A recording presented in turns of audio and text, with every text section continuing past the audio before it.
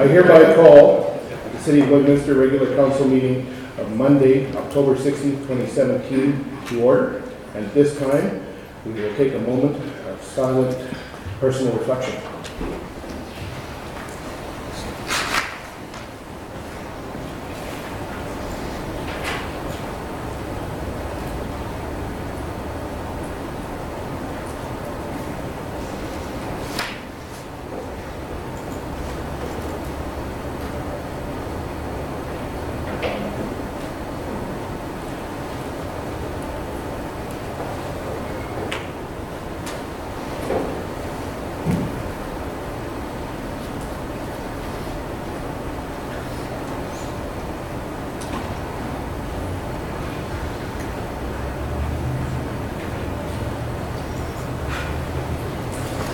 As a reminder to all members of council are obligated to declare a conflict of interest or a pecuniary interest as per section 133 of the Lloydminster Charter regarding any item on this agenda.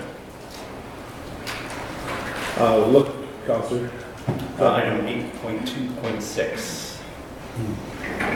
Thank you, Councillor Fagnan. Councillor Baker. Your worship, 8.2.4. I'd like to move that portion of the agenda to in camera.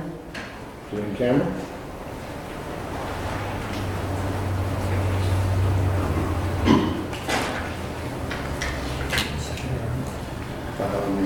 Yes, I do. Second, I'll look to a seconder for that. Councillor Fagnan.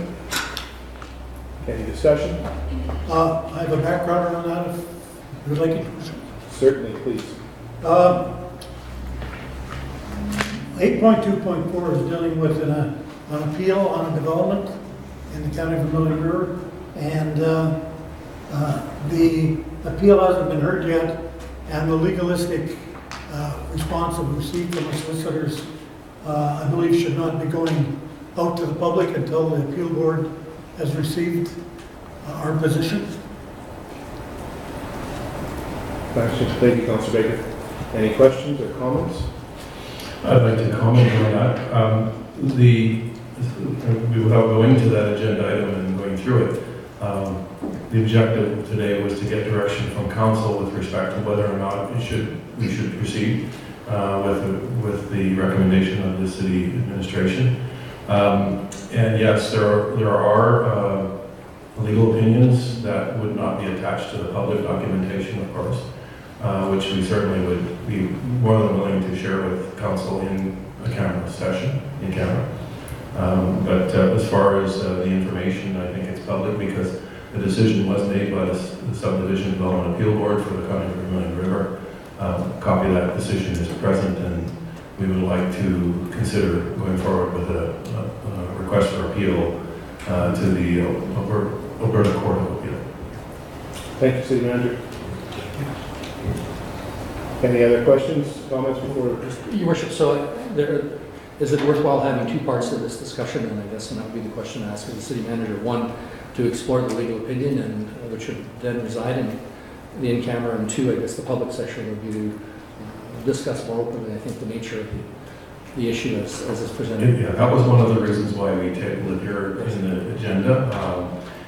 When both the agenda committee and the city management looked at that, we said, well, we have a decision. It's a public decision.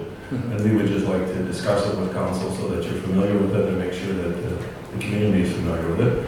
And then going forward, any further discussions would, of course, be legal in nature and would be required to be confidential until such time as it's public. So friendly amendment would be then, Your Worship, if we were to discuss the legal opinion of 8.2.6 in closed session. Or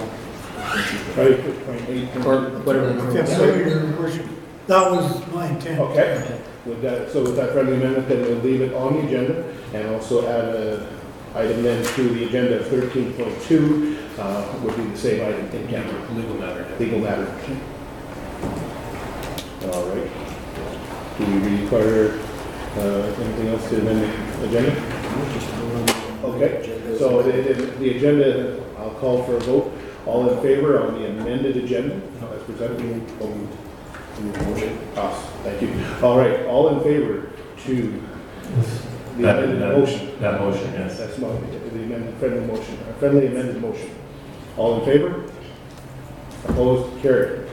Thank you. Any other additions or deletions to the agenda? Not seeing Your any. Your Worship, I do have, I know that we went through the agenda package with the agenda committee, but since then, there's been a couple of matters that we believe require a timely decision of council. One would be concession RFP for the concessions at the Service Sports Center, which would be 8.4.1, which would be an addition. And the second would be an adoption of the 2017-2021 strategic plan.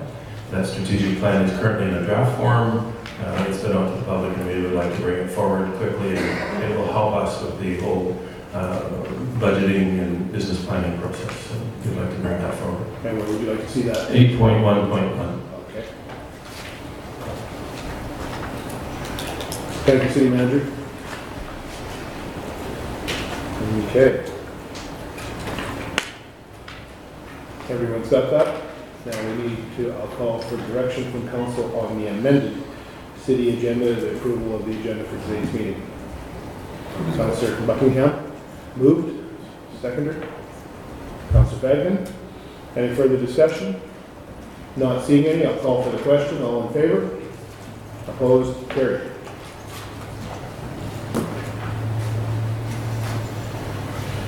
I will look to council for direction on item number 4, approval of the minutes of the previous meeting. As circulated. Councillor Baker. I'll move that the regular council minutes dated September 5th, 2017 be approved. A second. Councillor Monroe. Is there any discussion or questions arising from those minutes? Not seeing any, I'll call for the question. All in favor? Opposed? Carried. Moving to item number 5 on the agenda, business arising from the minutes. Is there any business that anyone is aware of that needs to be dealt with at this time? Not seeing any, I will move to item number 6, which is public presentations and acknowledgements, and I'll move over to the side.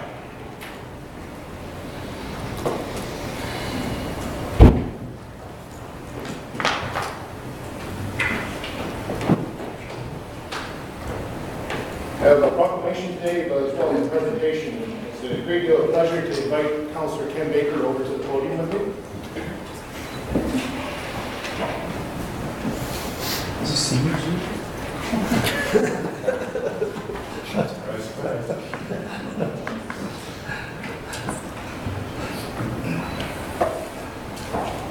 I've been asked on behalf of the Honourable Jerry Ritz, the retired MP for Battleford Floyd Minister, to present Councillor Ken Baker with a certificate of community achievement in recognition of his outstanding contributions made in our community as Canada celebrates its 150th anniversary of Confederation, and present him with a 150 Canada 150 pin medal on behalf of our worthy MP. Well, thank you very much, Your Worship.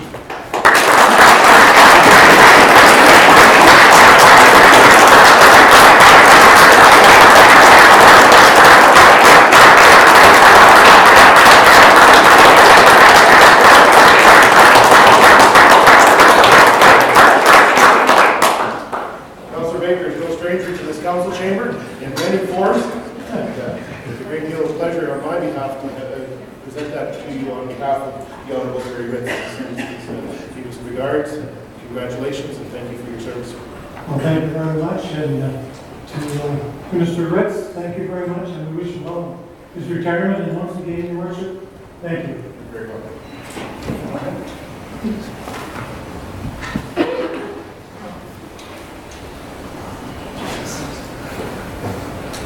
Well done.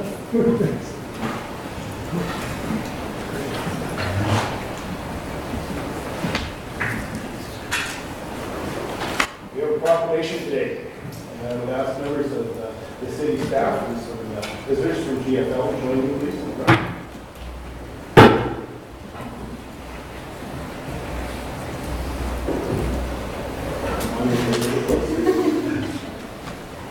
Thank you for joining me.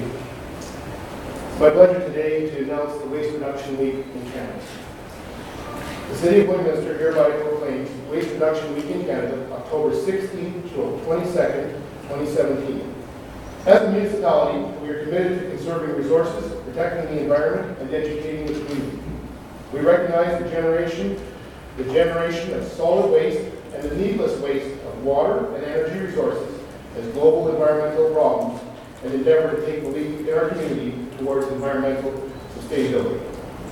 We have declared October 16th through the 22nd, 2017 as Waste Reduction Week in the municipality of the City of Lloydminster. I hereby sign that proclamation today. And I'll ask Karen and our representative from GFL to join me in the picture out front here, and then I'll certainly turn the mic over to you.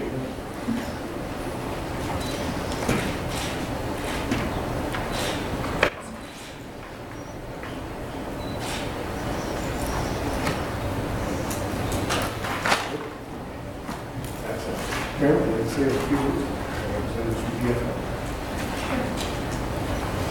Thank you very much, Your Worship. So this week we're celebrating Waste Reduction Week, and we would just like to encourage the whole city of Lloydminster to be mindful about their disposal habits. We can all participate and we can all contribute to reducing waste and trying to recover our resources. And we also have a food waste pledge on the City of Lloydminster Facebook page. If you'd like to join Waste Reduction Week, you can definitely do that with the food waste pledge. There's about 35 million tons of food waste that is wasted on an annual basis, and yeah, we can all contribute in making that even less. Thank you very much. Anybody else? I'd just add that I thank GFL for being here. They're our partners in the city in our waste management program, and certainly appreciate the programs that are offered, be it the Blue Bin, be it the recyclable and the biodegradable waste program that we have, in complement to our waste management program. So I think it's very important that people have the opportunity to make a difference. It all starts at home and in a business. We encourage everyone to take advantage of that. Thank you very much. Thank you.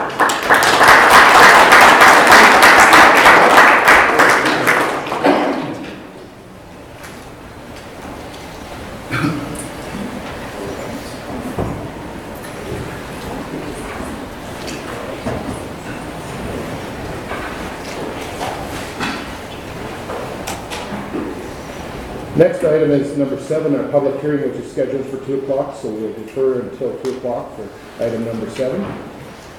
Moving on to the agenda, item number 8, under new business. 8.1 is the city manager's office, and I'll let the city manager take over for 8.1.1. Yes, Your Worship, I don't have a lot to add, but I do want to introduce a new member of our executive team. I'd like to introduce you today to Michael Dion, Mike as he likes to be referred to, as our new Chief Financial Officer, responsible for financial management and for information technology. So if council would like to welcome Mike, he can introduce himself. Welcome, Mike. Speaking to Mike. Mr. Mayor and councilors, it's a pleasure, certainly a pleasure to be working here at the City of Lloydminster, and look forward to working with the citizens of this wonderful community, and of course the representatives which are all here today. And with that, certainly to any questions you may have of myself, but we're looking forward to our work together. Welcome on board. Welcome on behalf of our council and our city, Mike. Welcome to the team here at the city, and we look forward to your great advice and leading the team from the financial perspective and the IT perspective. I'm sure they're looking forward to having you on board as well.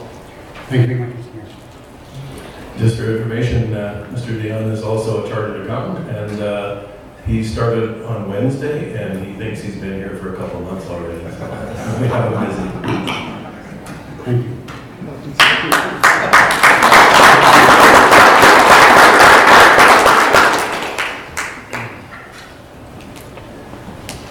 8.2, yours. 8.1.1, I believe, city manager strategic plan. Oh, great. It was mine. I missed out on that one. Your Worship, you have before you, we tabled with you a request for decision with respect to the strategic plan that was gone through the background that I'll just go over with you. We had 3 various meetings starting in June all the way through to July. We've had a series of goals established to, we believe, to address council's desire to create a strategic plan going forward for the next 3 years. The bulk of the draft plan has been provided to our citizens. It's been through our business analysis. It's been through our administration, and other stakeholders have had a look at it. We've had a number of open houses, coffee with council. We've put it on the website. And through August and September, residents were encouraged to share feedback on the draft plan.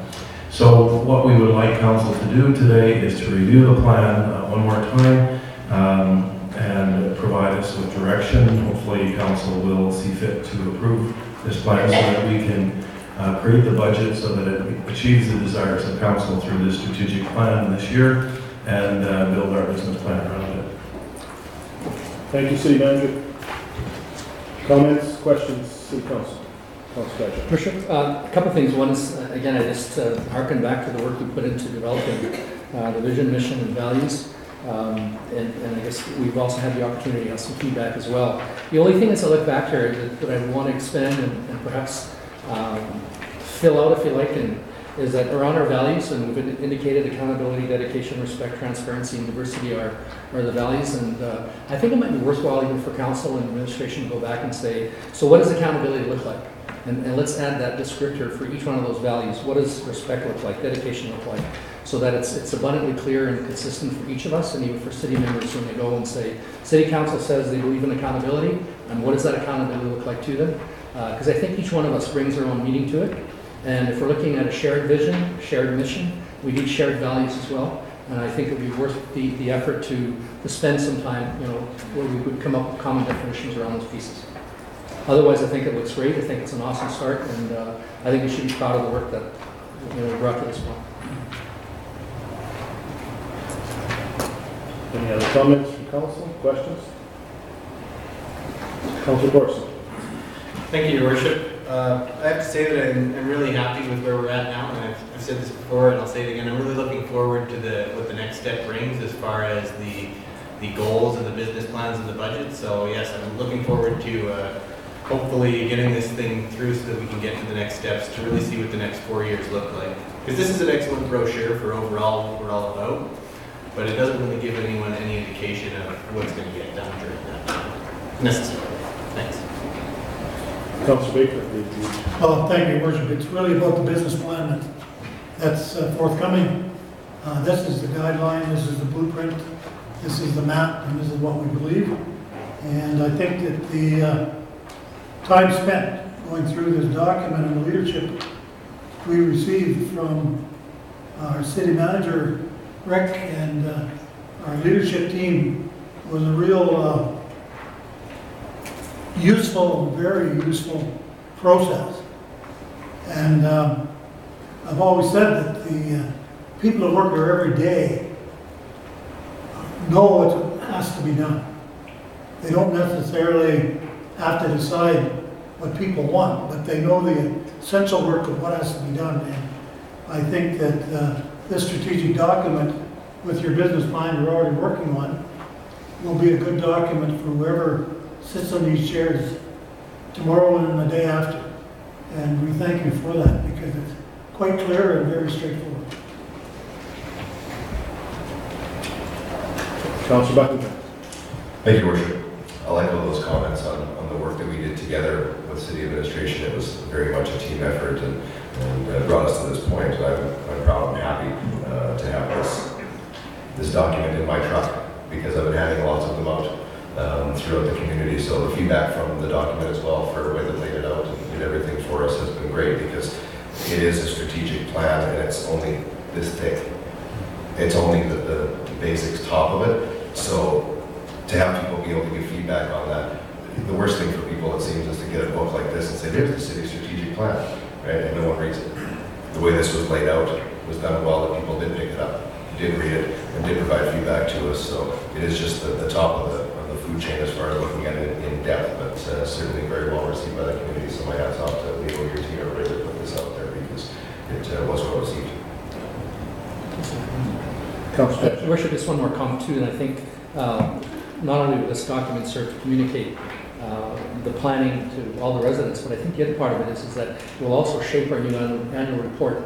One of the things we saw in last year's annual report is how busy we were, but in terms of metrics and what we've actually accomplished in each of those areas, we didn't specifically, tailor the message to it. This allows us to say, these are the 4 pillars, here's the work, and here's the goals we set up in each of these areas, and here's the metrics, here's what we actually accomplished. And it really just becomes that simple to flow within those patterns, and I think that this really gives us guidance to be able to do that effectively.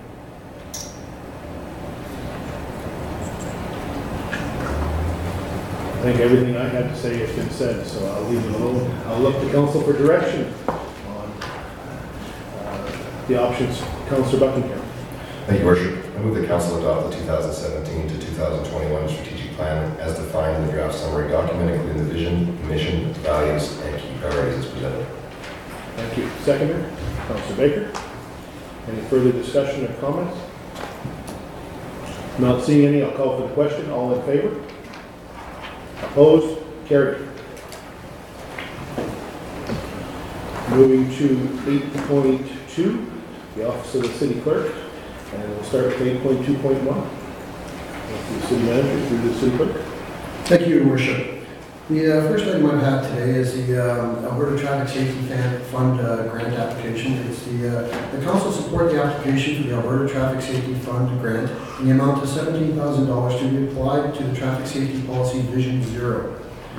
To apply for the Traffic Safety Fund grant, the issue is to apply for the Alberta Traffic Safety Fund grant to the fund implementation of the Vision Zero program.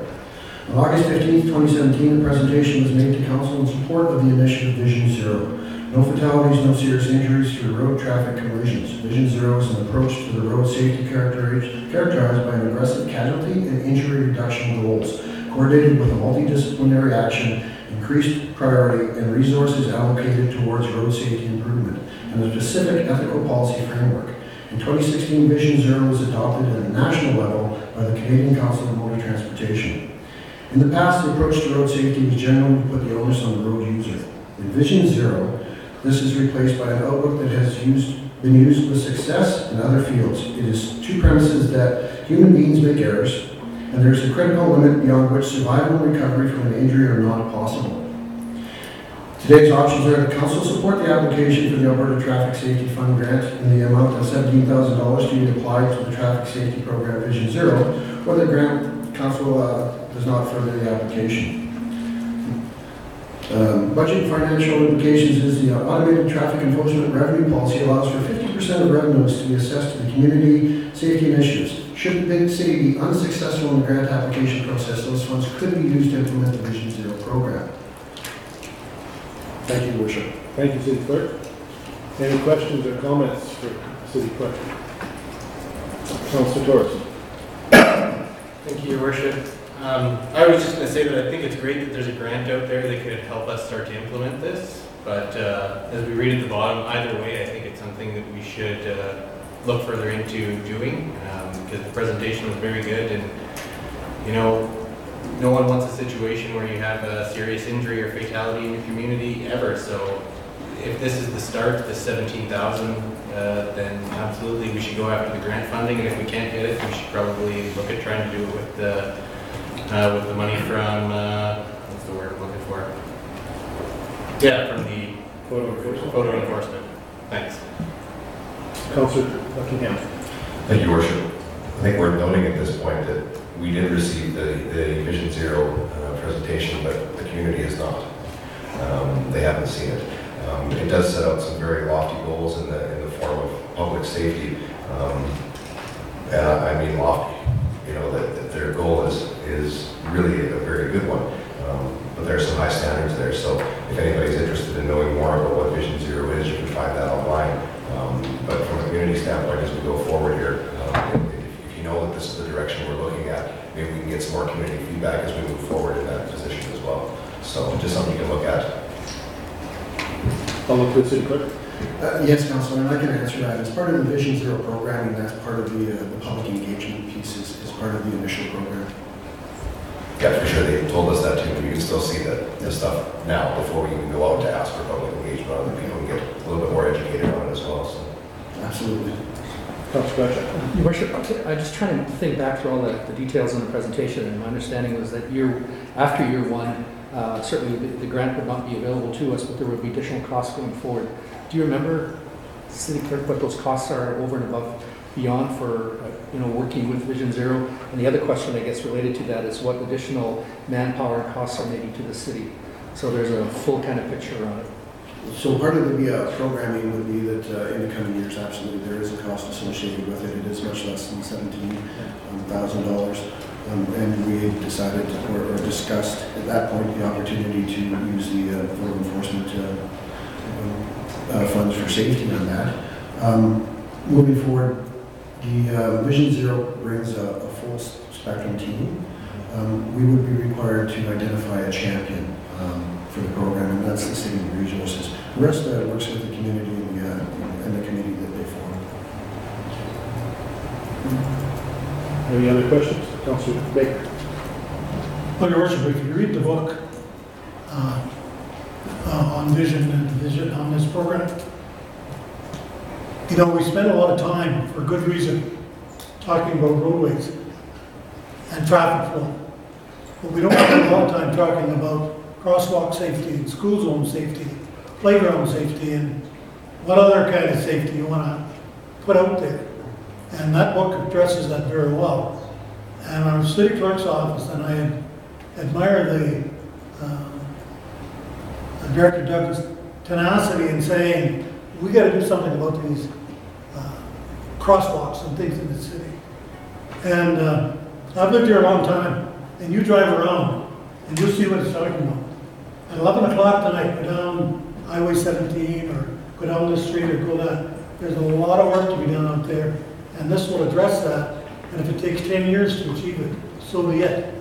But let's get started.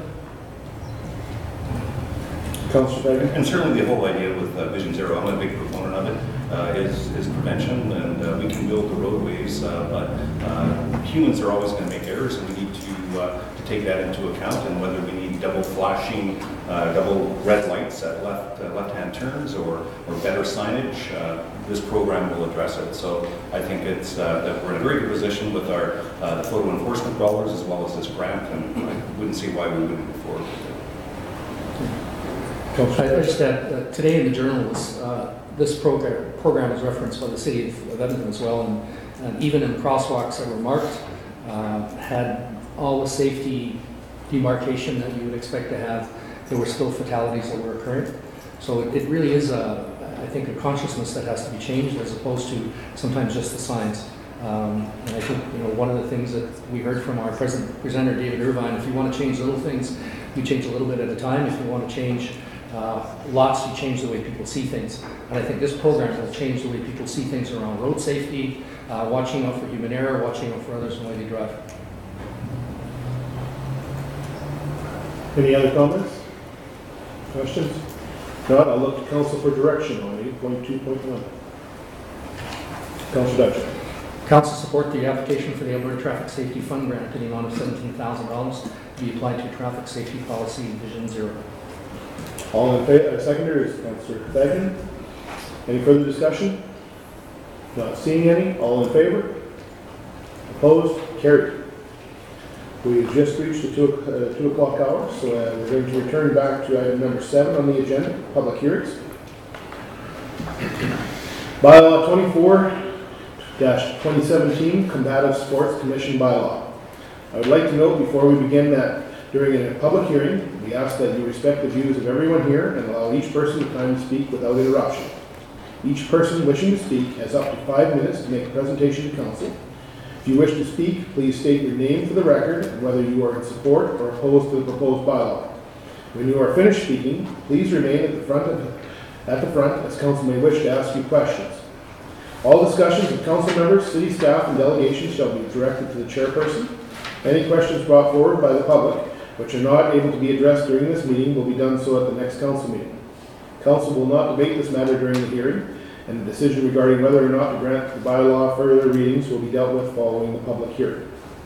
I declare the public hearing for bylaw 24-2017 to repeal the Combative Sports Commission bylaw open at 2:02 p.m. I would ask the city clerk to confirm whether or not the public hearing has been advertised and notice has been provided in accordance with the applicable legislation.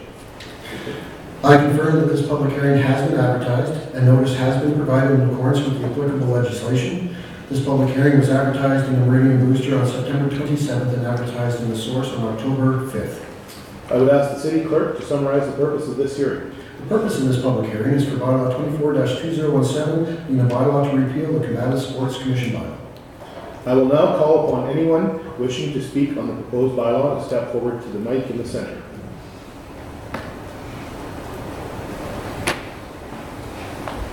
Good afternoon, sir. Perfect. Good afternoon. My name is Garrett Tepper. I am the owner and the head of structure at the Fight Farm, which is a martial arts center here in Lloydminster for the last 8 years. I've also been involved in combative sports here since the year 2000, with boxing, with mixed martial arts and everything like that. I do believe that this is something that needs to be repealed, but I also believe highly that this is something that needs to be addressed where a proper commission needs to be put in place. I believe that things in the past, we're starting a little nervous. I believe that the way things were upheld and so forth, it wasn't a proper commission. I know it was kind of one of those things that we scrambled to put in place, but I believe that this is something that definitely needs to be addressed where I would personally like to have my hand in it as well. If I don't know what the route is I would need to go, but again, with the 30 years of martial arts experience I have and the 17 years of promoting, I believe I can bring the safety to the city, to first and foremost the combatants, and yeah, basically that's pretty much it. Thank you very much, sir. Is there any questions for the speaker?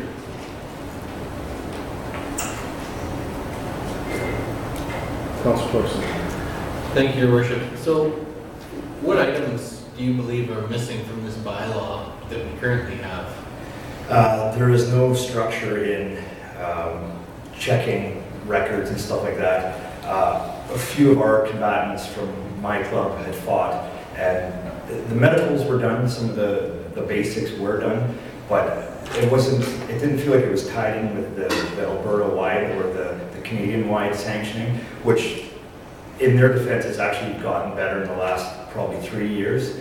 I don't think there's been an event here now for maybe 3 to 4 years, so it has grown, it's made leaps and bounds as far as just protecting the fighters a little bit more and stuff, right? I'm going to use an example. If somebody were to fight here in Lloydminster, down, say, 4 years ago, they could have had a medical suspension, and they would have never known in Edmonton because it's not brought forward. Everything now is if you have a medical suspension, you are blacklisted everywhere in Canada. So people see that nowadays too. It's structured differently. You automatically, even if a combatant were to go into kickboxing, boxing, mixed martial arts, if they were to go in to compete and they won their fight quite handily, didn't sustain any injury, they would still get an automatic 3-week suspension, just mandatory. And that's the kind of safety that needs to be looked at, right? And obviously, again, to protect people and to protect promoters and protect the city itself. So. Worship, so thank you again for coming. I know very little about this, I guess. In terms of the regulations that are in place in Saskatchewan, how do those compare then, I guess, with what you're speaking to as sort of those gaps in where we're at in Alberta, or locally perhaps? So if your fighters were to fight on the Saskatchewan side in Lloydminster, would there be adequate protection? There is definitely. Saskatchewan right now, they blanket the entire province for sanctioning. This is something I believe that Alberta is looking to do. The one thing I do know is the different commissions through Alberta are very close, so they do talk, they do speak. I know of the commission in Cold Lake, I've had combatants compete there. Lethbridge, they know they're very well rooted with each other. In Saskatchewan, everything is just blanketed. Everything is blanketed. So rooted to one body that governs the entire province gives the greatest protection. Yes, Okay. I believe. Councillor Rose? Thank you very much. My other question was just, in your fight community, what have you heard as far as the province of Alberta and whether or not they have intentions of setting up their own commission, provincial or province-wide? It just right now, rumor, because no different than I listen to commissions in BC, they're all over the map. Like there's no amateur in sections of BC, there's no pro in sections of BC. There's 3 forms of kickboxing, so they need to understand, how do we blanket, what is kickboxing? It falls under the jurisdiction of Muay Thai, full contact karate, and kickboxing. So until they marriage and unify one structure for rules, it's actually been pro kickboxing, and a lot of areas of British Columbia are not even allowed. So in Alberta, what's happened is people do talk. The rumor is they do want to do an Alberta-wide again. The commissions are, and this is no secret in Canada, that the commissions in Alberta for mixed martial arts, definitely mixed martial arts, is the strongest in Canada. That's why like the UFCs and stuff like that are now penetrating a little bit more. They consider Alberta the hotbed for mixed martial arts in all of Canada. All the events come out of Edmonton, Calgary. Any name brand or big, like the Unifieds, the Havocs, all these companies, King of the Cage, they're all based out of Edmonton. So they're kind of the leaders of the commission and showing everybody else, well, this is how you can structure it, this is how it's become effective, this is how it's, structured properly. So. Any other questions or comments? Councillor? So as far as your fighters or combatants go, is there any advantage to just using the Saskatchewan commission that we've got here? Would the fights be, I know we haven't had any for a number of years, but if there was one, could that be done on the Saskatchewan side? It can be done, but it's, when you have a provincial, it just opens up the alleys and the ways for a fighter. What happens is, for example, my gym is considered on the Alberta side. So they like to sometimes pull Alberta fighters. Even though we're a border city, they still, well, are you an Alberta club? Well, yes. Okay, well, yeah, that's definitely, Battle of Alberta. They like to do a lot of Alberta things. They will pull from other provinces, of course, but that's the biggest reason. Stuff like amateur. I know on the Saskatchewan side, there is no amateur permitted, I think, for mixed martial arts, but there is pro. And then on the Alberta side, it's a lot easier to do amateur, but not as much for the pros. So, I mean, ideally, I would like to see, everybody would like to see, all the combatants would like to see a unified, structured system all across the board. And it's going towards that direction. So we're on the right direction for sure. But whether that happens in the next 6 months, a year, 6 years, who knows, right? So, Worship, so the challenge is, in essence, an Alberta fighter fights in Saskatchewan side, Saskatchewan would not have any access to any medical records. And the way they would to a Saskatchewan fighter, because as you said, there's a blanket coverage of all the fighters in Saskatchewan, so it's easy to fudge it coming out of another province. It's a lot easier for sure, right? They look after their own before they look after other provinces, there's no question. So ideally, an interprovincial body is kind of the vision, or a Canadian one. That would be the absolute greatest vision for sure. Councillor Baker? Thank you, Your Worship. Thank you for coming today to explain your position on it. I had about 3 questions related to this because it's kind of confusing if you're not right inside that sport. First of all, our repealing bylaw refers to professionals. And I don't really know what a professional and non-professional mean in your world for the city of Lloydminster. If you got a bunch of boys and girls getting together on Friday night in the gym, we've all been there, all done that in one form or another.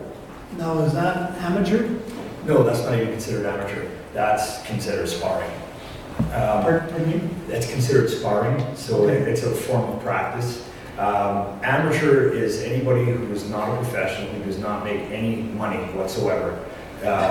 This is basically getting experience, right? Whether it's any combative sport, whether it's judo, karate, taekwondo, boxing, kickboxing, mixed martial arts, the umbrella of amateur is that exactly. There is no money exchanged. It's all for experience. And now, the medical procedures for an amateur fighter, the good news is, what I believe for mixed martial arts is they take the same precautions as they do for a pro fighter. So there's all the blood work, there's the EKGs, there's the brain scans, there's the eyes. They don't do that for boxing.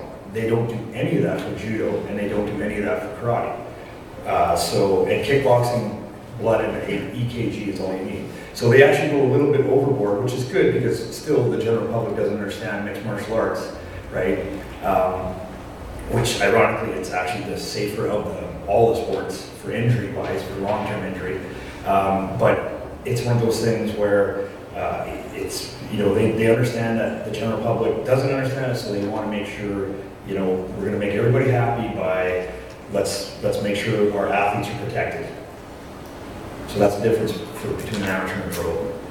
Thank you for that. Judo clubs have been in this city for years and years and years. Do they have to have a license to do that? No, they do not. Clerk, I'll let you confirm. No, they're considered an amateur, so it's, if they're governed by a specific body, they're not a professional. You know, I'm leading up to liability here. This is what this is all about, is what I know. I got a document before me, and I don't know how legitimate it is, but I have to assume it is. It said, brain damaged boxer received $22 million in settlement with the state of New York. He was boxing in New York, and obviously he got hurt. I don't know all the history of it, but I have it here. And the state of New York was fined $22 million, and he was awarded. Like, how does, I really don't know what's going on here. Like, how's the liability work? Can somebody, So that's a question I can try to answer the best I can. That's a question of a failed commission, and the fact that if a person is deemed healthy to compete, okay, whether they go through their blood tests and everything else, then if something happens, it's one of those things where it's the sport itself where when people sue and stuff like that, or try to go after the city and stuff like that, is because of a failed commission that didn't do their work properly. A commission would come in, a doctor would say, hey, no, he's not fit. But a promoter or somebody in that organization would say, no, let him fight, it's okay, he's fine. He gets hurt, he has, you know, a bad taste in his mouth with the promotion and everything else, then he goes around and turns around and tries to sue everybody. That's what happens. well, we had a situation in Edmonton here in the last year to follow up on the New York case. I don't know what kind of laws the city of Edmonton has, and I'm not saying they've been sued, but they lost a fighter in Edmonton. Yes. So I guess the tough job sitting here is the liability. Because I don't think anybody at this table really knows what the real answer is. Because I know I don't. That doesn't mean a lot, but if somebody gets hurt or killed, where do we sit? How did this happen? How did New York get hooked for $22 million? Somebody there, did somebody here in Edmonton? We don't know. Yeah, there's a lot of speculation in Edmonton. You know, I'm part of that community. I know the fighters, I know camps, I know, and word on the street is, you know, Tim, the gentleman that passed away, shouldn't have fought. Sometimes a fighter is his worst enemy because a fighter will fight no matter what. The commission did pick up that he had a suspension from his last fight because he was knocked out. So you have a mandatory, if you are knocked out, you have a mandatory 4 months off before you can even look at reapplying for a boxing license in Alberta, or at least in Edmonton. So what had happened was the doctor had said that his knockout, they didn't give him the proper suspension. So him as a fighter, his coaches, his doctor, how you feel? Well, I feel great. And that's the problem. A lot of fighters feel that, you know, it doesn't matter. So, you know, a proper commission, again, would protect the fighter from himself. A lot of time, that's what really it is. right? Because I can tell you right now, I know every one of my fighters, if they broke their hand and they had an event next week, they would fight. That's just because they love the sport. They want to, you know, they're looking for opportunity. Is it the right thing? No, it's not. But at the end of the day, that's where good commission has failed, right?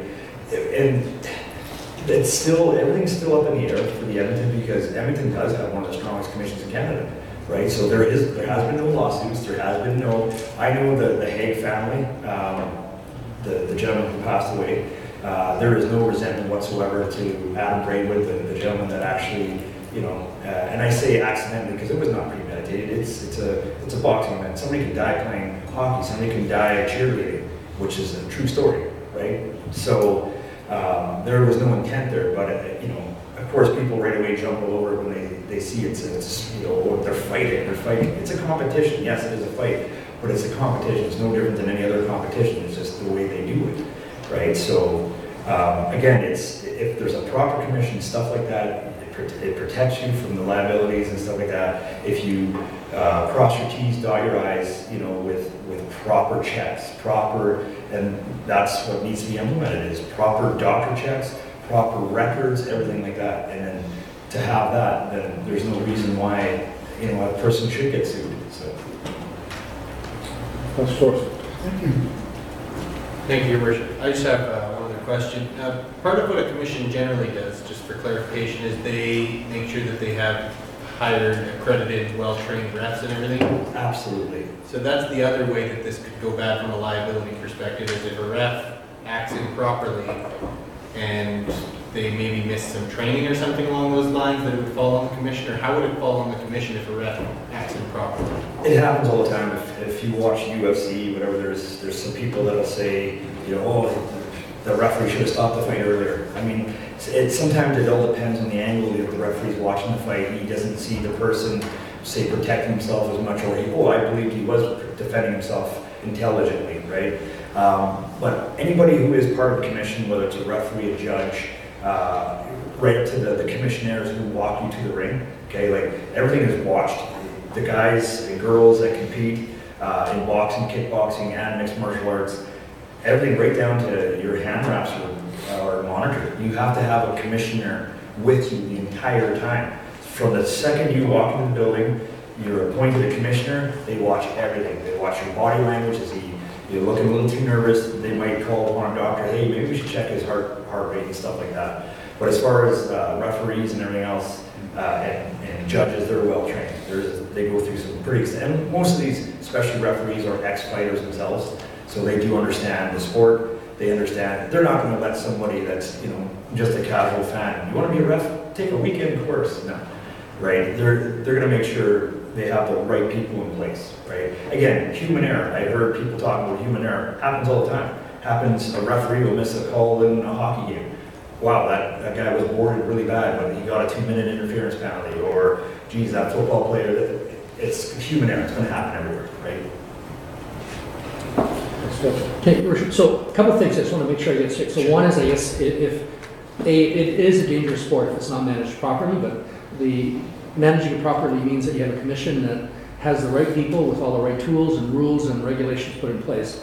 And I guess what I'm hearing is we don't have that commission right now. We do not have that commission. So all the what a commission does as well is they hold the keys basically to the event, okay? So meaning, if somebody comes in, an athlete comes in, a combatant from Edmonton comes to Lloydminster to compete, and he's going to compete against one of our local guys that's 2-0, but this guy is 10-0. Well, the commission has the right to say, no, you're far too experienced. You cannot fight this guy. So they also keep and make it a level playing field as well. So that's another way. I mean, people get hurt if you have somebody absolutely, you know, lopsided like this. That's another way people get hurt. So commissions will take care of you that way as well.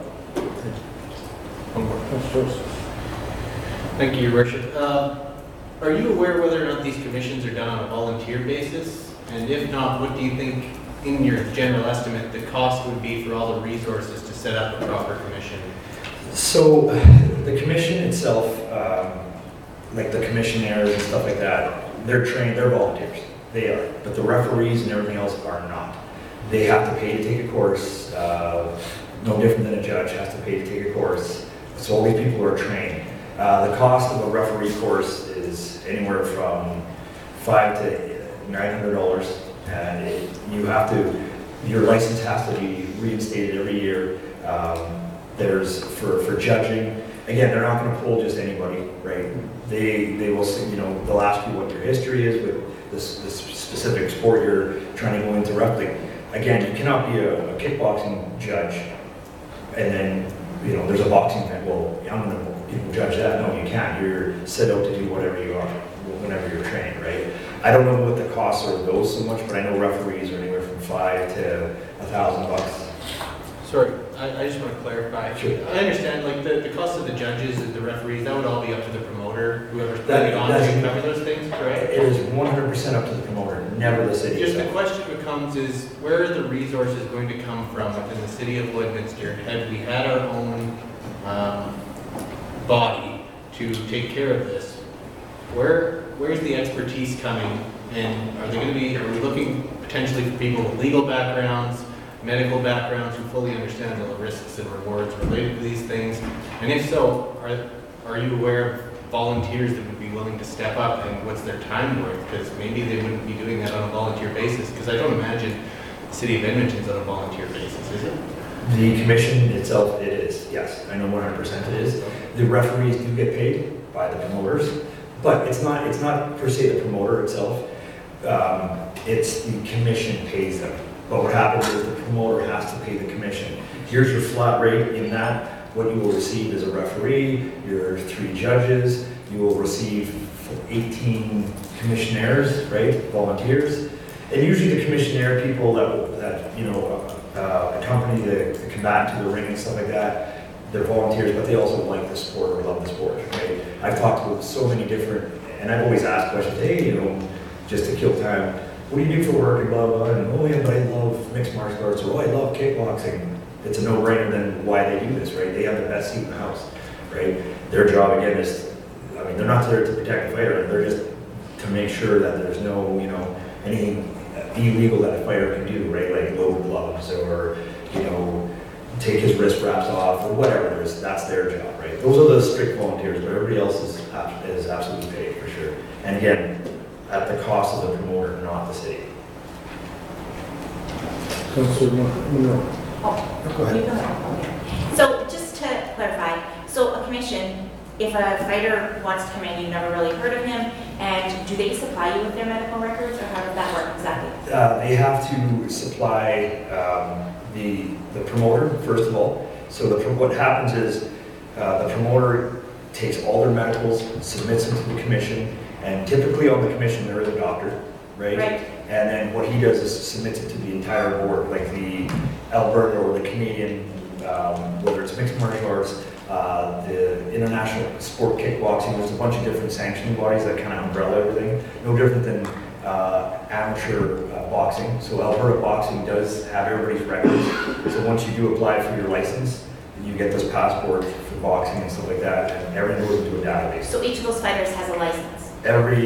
Not for mixed martial arts. Boxing and kickboxing are the only two. Mixed martial arts, it's different, but that's why their medicals are way more extensive. But it's the job of the promoter / commission to have these records, and in case something goes wrong, they can say, hey, no, he was healthy, everything else and stuff like Right, that. just my concern is with the suspension. So if you're in suspension in one province and you wanted to fight in another province, how would you actually? It's on a database, because what happens is the second that fight Like is an done, electronic database? an electronic, it's on the internet instantly. You can go right now, it's crazy, like, one of my combatants fought in Cold Lake, and not even 8 minutes later, it was up his loss, how he lost. It's like, holy, that was So quick. is this on the unified database, Everybody- or is just Google? No, it's a unified database.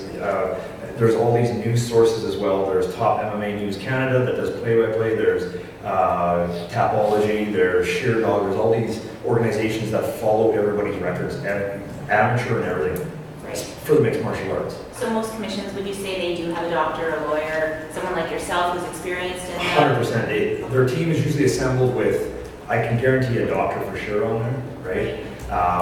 And then a lot of times it's ex-combatants themselves, or trainers, or people that understand the sport for sure.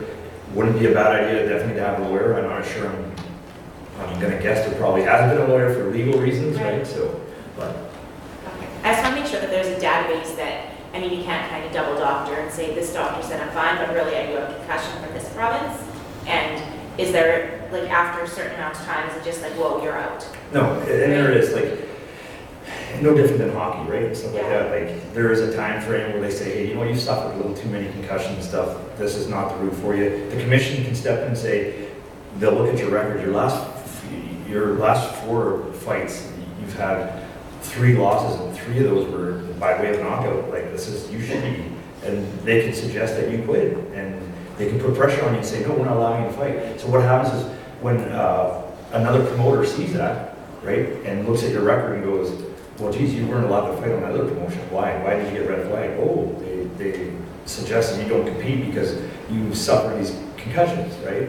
So, yeah, they can put a real quick end to it. I'm just gonna let you know too, I'm not sure if you guys are aware, obviously, if you're not involved in the sports stuff, there's a mixed martial arts event in Alberta at least 5 a month. 5 a month. Either it's Calgary, Lethbridge, Edmonton, usually 1 or 2. And that's just Alberta itself. And those are pro and amateur. Pro and amateur. So our current bylaw that we have in place, you would say that that commission is not at all up to par on what it needs to be?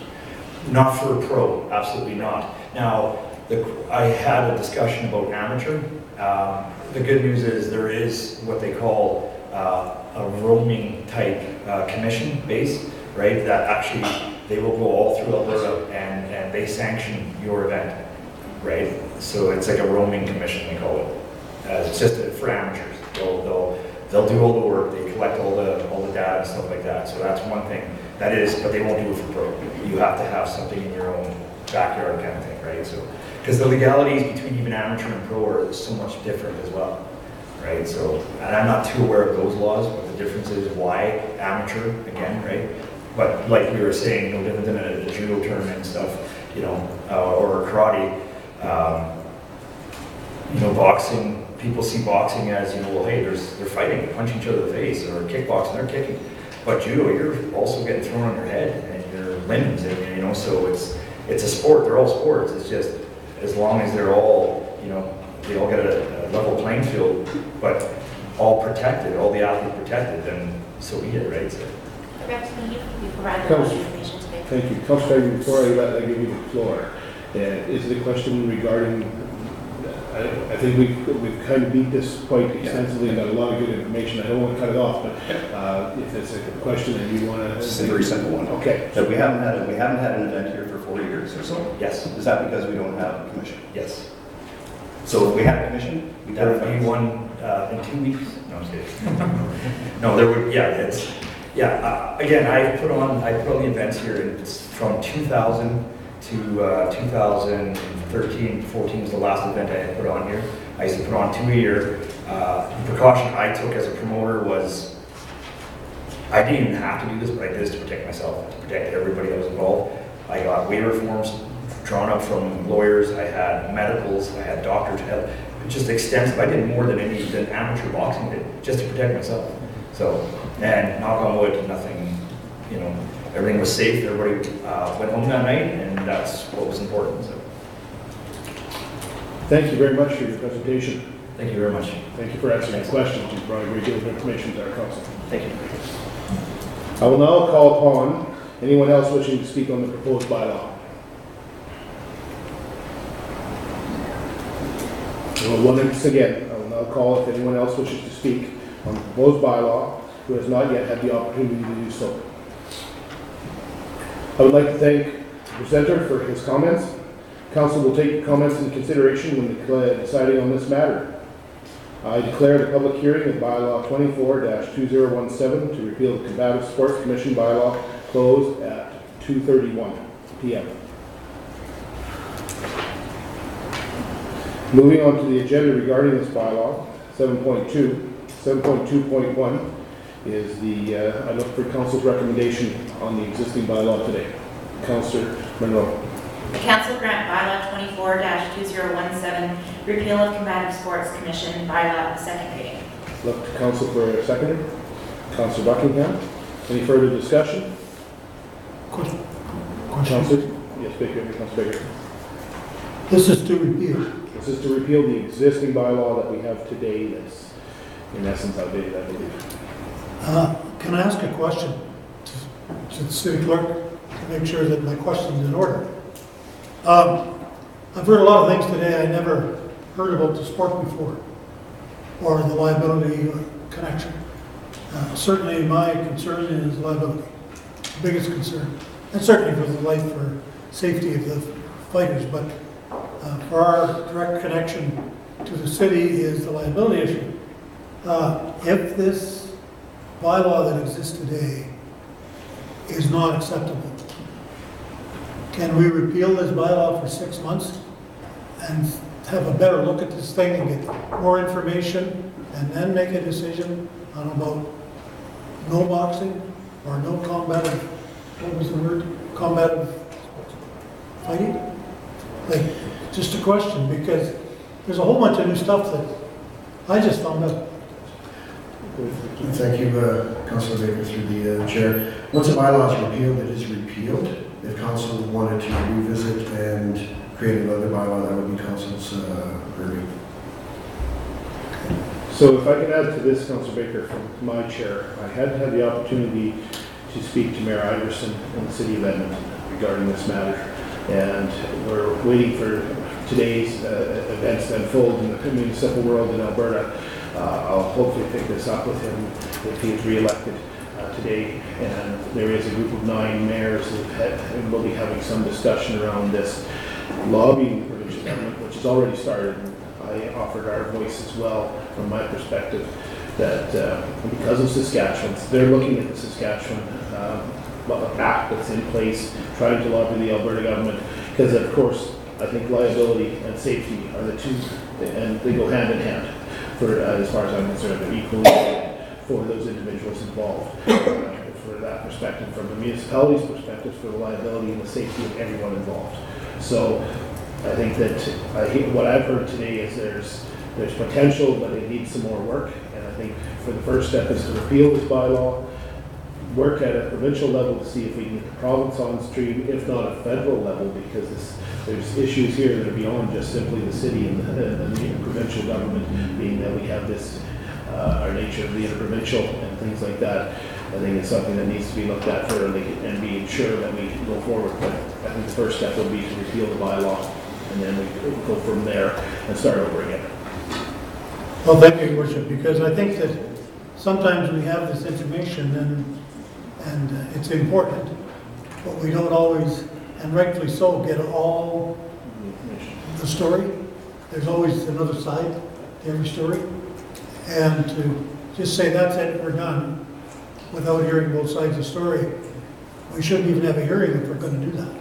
So if we're going to, if we're looking at repealing this today and then moving forward, as you say, with the province of Alberta, then I'm fine with this, but I just had to clarify that. That's the intention, Councillor.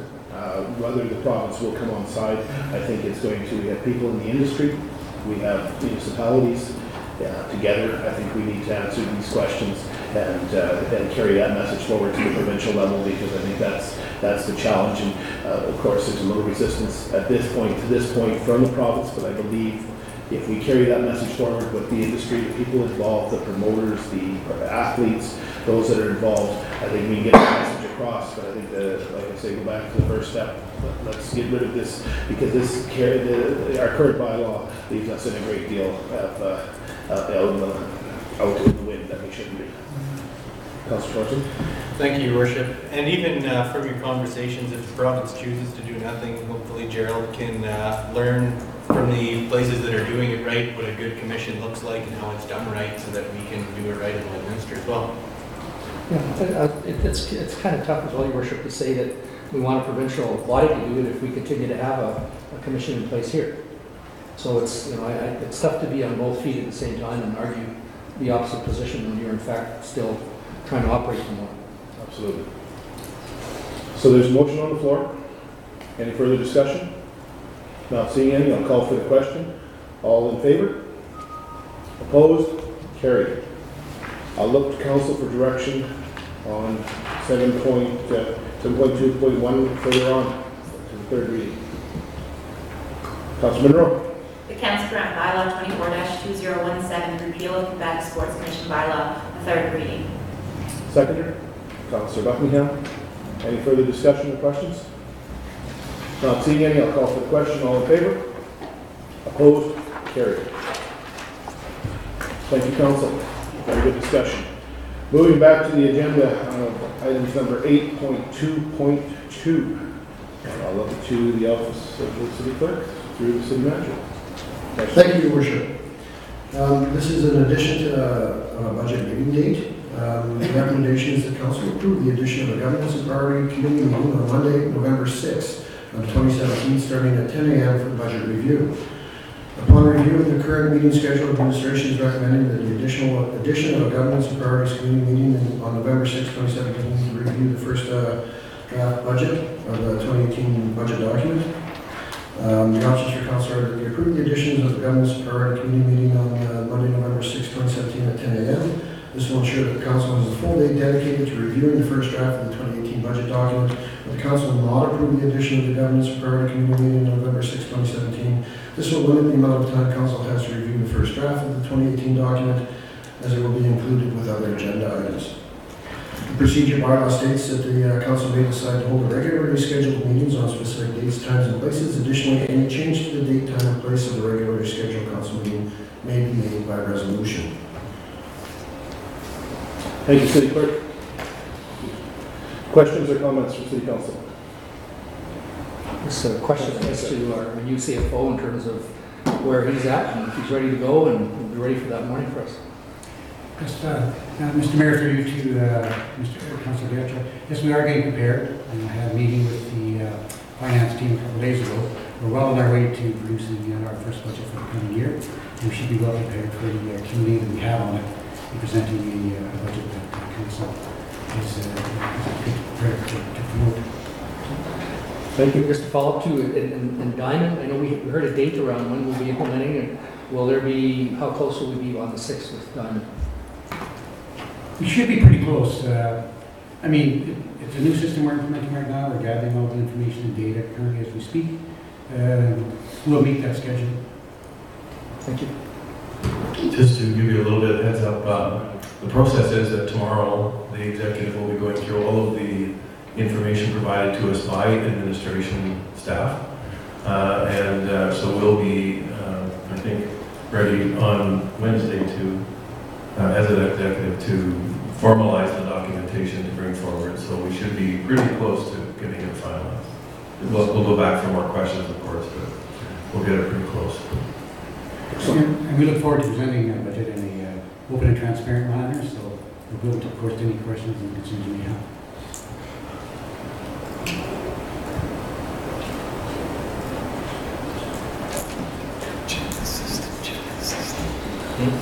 Councilor? Thank you, Your Worship. I was just curious, in this first draft of the budget, what level of granularity are we looking at?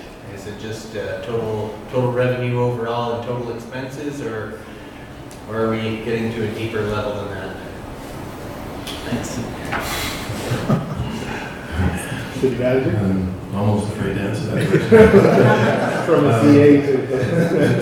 It is a bit of a nervous time because we are looking at all of the desires, needs, wants within the organization. We know that the city has some major needs over the next 10 years or so with respect to capital initiatives. So prioritizing those, we're going through a prioritization of budgeting process. I would say that when we bring it on the 4th, it will be at a fairly high level with the opportunity to zero down with questions. So we'll have all the backup to provide that. That would be my observation. Councilor? Thank you. So, I guess, Your Worship, just to follow up on that though, I guess part of the challenges we had in approving this past budget is the inability to get to that granularity, I think, that we wanted to get to, and there were some challenges around that, and I think much of it was really affiliated with, the software, its adequacy and ability to, sort of move in and out and get to where you want to get to. So, and certainly that was an area of frustration, so I'm hoping that not necessarily the first meeting, but at some point being able to drill down. Very good point, Councillor Goucher. As far as I can see from the meeting I had last week with the team, in terms of the granularity, it is in detail, and it's a new budget program that was implemented just shortly, and it goes by every cost center and every account code, so that information is there in terms of how it accumulates and consolidates to the grand total bottom line where you see we have a balanced budget. Perfect.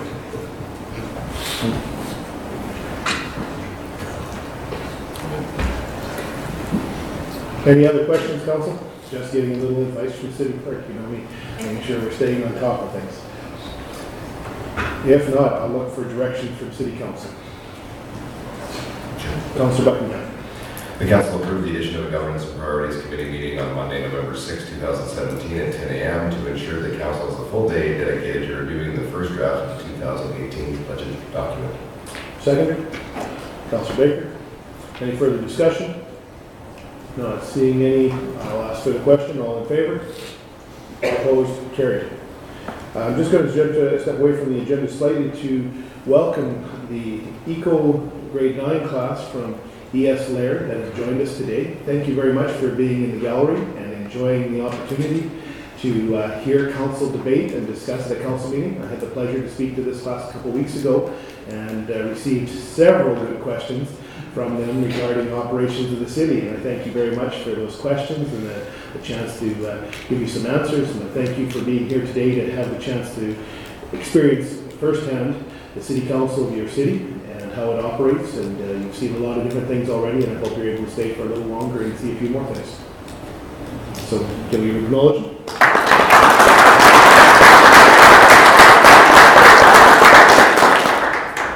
Moving back to the agenda, item 8.2.3, and back to City Clerk. The amendment to the insurance service agreement. Thank you, Your Worship. The recommendation is that council approve the contract amendment between the City of Lloydminster and Jardine Thompson Canada Incorporated for the insurance services allowing term renewal, and that the mayor and city clerk be authorized to sign and seal all necessary documents. Throughout the organizational restructure, legislative services has recently taken over the insurance file. Upon review of the existing insurance services agreement, the term ends October 31st, 2017, and there is no renewal clause.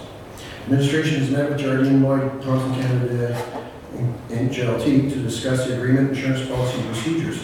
The City of Lloydminster appears to be receiving value for service. However, the original contract did not include a renewal clause. It is recommended that the current insurance agreement be amended to include allowance for 1 year renewal or a renewal of 1 year. The options are that council approve the contract amendment between the City of Lloydminster and JLT for the insurance services allowing the term renewal. This will ensure that the city's insurance services continue to be maintained without requesting proposals on a yearly basis. Or that the council not approve the contract amendment between the City of Lloydminster and Jardine for insurance services allowing for a term renewal. This would leave the city without insurance services agreement, and the existing agreement terminates on October 31st, 2017. Thank you, City Clerk. Council have any questions or comments? Just Councilor Torres. Thank you, Your Worship. Just generally, when you normally do these kind of things, if you end up doing multi-year deals, is there generally kind of discounted pricing? Because I would think that there's a cost to the insurance company in trying to win work, that they would structure the costs in such a way that you would get savings at some point. One would think so, that the time that we would go through our RFP proposal, we would look for those type of discussions. Okay. So in this case, I believe that there was a changing of departments, I guess would be the term to use, who was responsible for this. And this came onto the city clerk's desk, and I saw the information very late, a little while ago myself, and certainly we're up against the clock a little bit on this one because our insurance ceases to exist after October 31st. So it's something that, as you say, Councilor Torson, that usually you look at a multi-year, and I think that is the direction we can certainly give administration going forward, that we would look forward to the next proposal going forward, that it would be at least for a number of years with an additional renewal date followed up after that to ensure that we get some longevity and hopefully take advantage of all purchasing power that we have. Any other questions? So there was no increase, it's just going to be what we paid last year, and the same coverage? Same coverage and no perceived increase unless we ask for additional coverage. So I'm assuming we feel that we're getting a good bargain on it, that we are getting good We value. believe that we are getting value for service. I'm just going to ask as well, though, is that certainly in other fields, including public education and post-secondary education, that often there's, by belonging to a particular organization like SARM and SUMA and AUMA, there's often insurance companies that provide special rates to those organizations. So, I mean, I trust the administration to look, and I guess I just put it out there as whether or not those opportunities exist within those organizations and make sure they're caught up and as we look at other options. And I would believe that's correct. Unfortunately, at this point, we don't have the opportunity to look forward for those savings if they exist. And so just But thinking, we once certainly again, will past in the this, future, absolutely. Any other questions? Not seeing any, I'll look for council for direction on 8.2.3. Councilor Batchor. Council approved the contract agreement with the City of Lloydminster and Jardine White Thompson Canada Inc. for insurance services, allowing a term renewal. This will ensure the city's insurance services continue to be maintained without requesting proposals on a yearly basis. Seconder? Councilor Thorson? Any further questions or comments before I call for the question? Not seeing any, all in favor? Opposed? Carried. Moving to 8.2.4. City Clerk, Corbis. City Manager?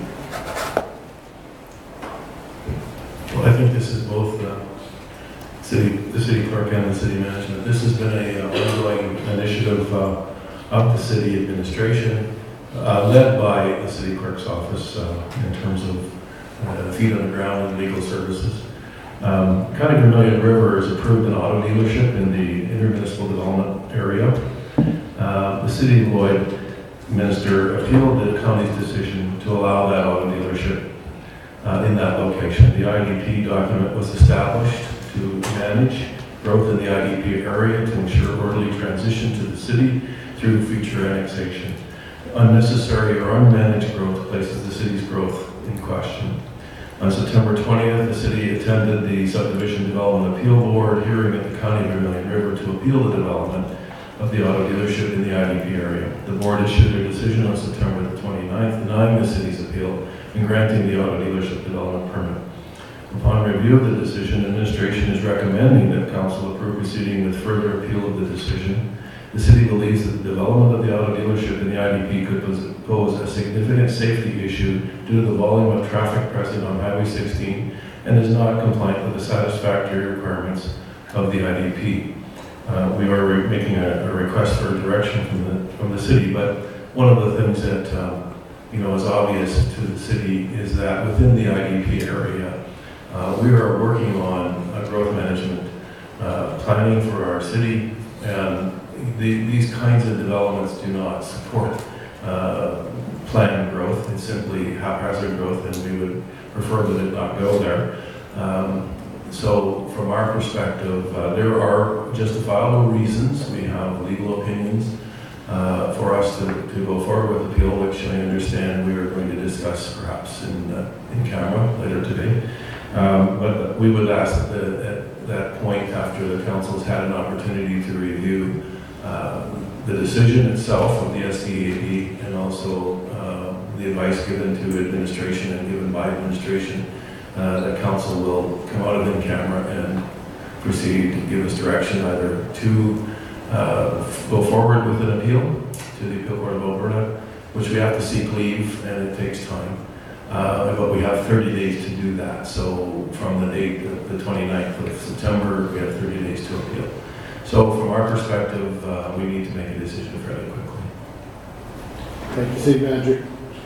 Is there any questions there be regarding, okay, sir, Worship, I guess this is rather a fascinating situation because as recently as last week, we heard an individual present his business as being in Lloydminster when in reality was located on that strip just west of the city in the business park area. So two questions, I guess. One is to our city manager. One, would those businesses be there if the city of Lloydminster wasn't here? And two, as I guess as these development issues, I guess, in the current dealership, automotive dealership being case in point, as they continue to invest in the area to the west of us, what impact does that have on our ability to annex? Does it in fact get in the way? Does it take away from it? And really, what does it do to our IDP and agreement with regards to that development? It doesn't support the IDP, in our opinion. The IDP was put together based on a fairly comprehensive study of the future development of the city and of the county. And so we understand that there are light industrial and justifiable heavy equipment type businesses. There's reasons to have, and justifiable reasons to have development in those areas. But when it comes to commercial activity, what you do is when you allow one commercial activity, history has proven out that you will attract multiple commercial activities, which means that it's haphazard development on our fringe boundary of the city. The city encourages development that benefits both the county and the city. You know, we just have a responsibility as a city to ensure that growth aligns with our future plans and doesn't hem us in. And when you look at the city, going west is our primary developable area. It's not, we had north, south, and east are challenges. So west is our basis. And it's in the best interest, I believe, of the ratepayers that we could, have a fairly significant say in what goes on up there. And we believe that there's a significant safety issue with respect to putting people slowing down to gawk at vehicles parked out in display and people turning in and out of a very poorly planned intersection, etc. So there's a number of reasons, but to answer your question, as far as our annexation, this doesn't support our annexation. Councilor Torres.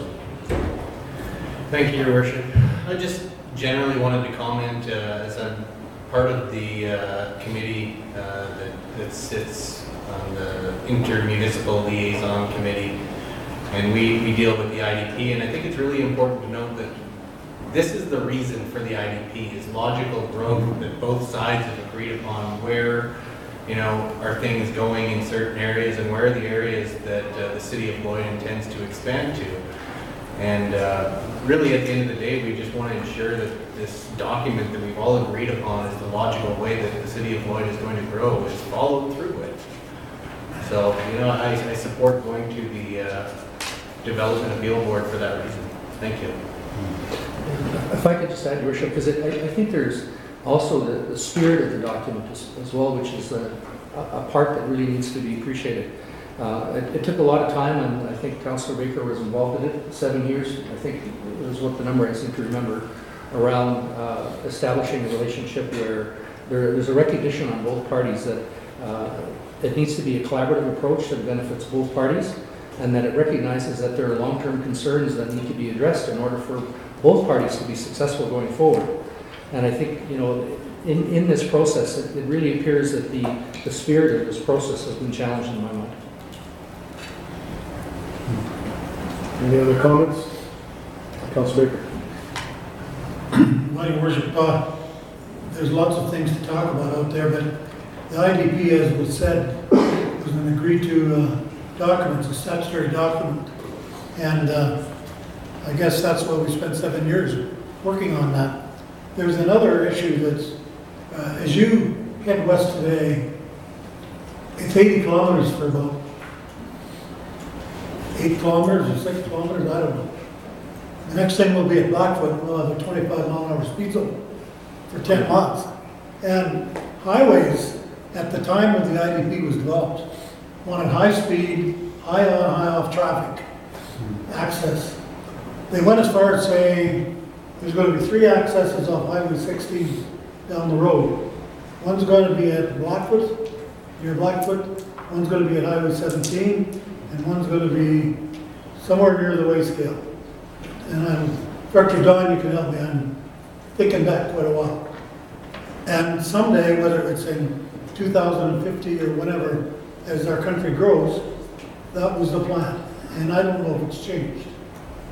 But the way we're going now, we got a row of traffic like Gasoline Alley at Red Deer.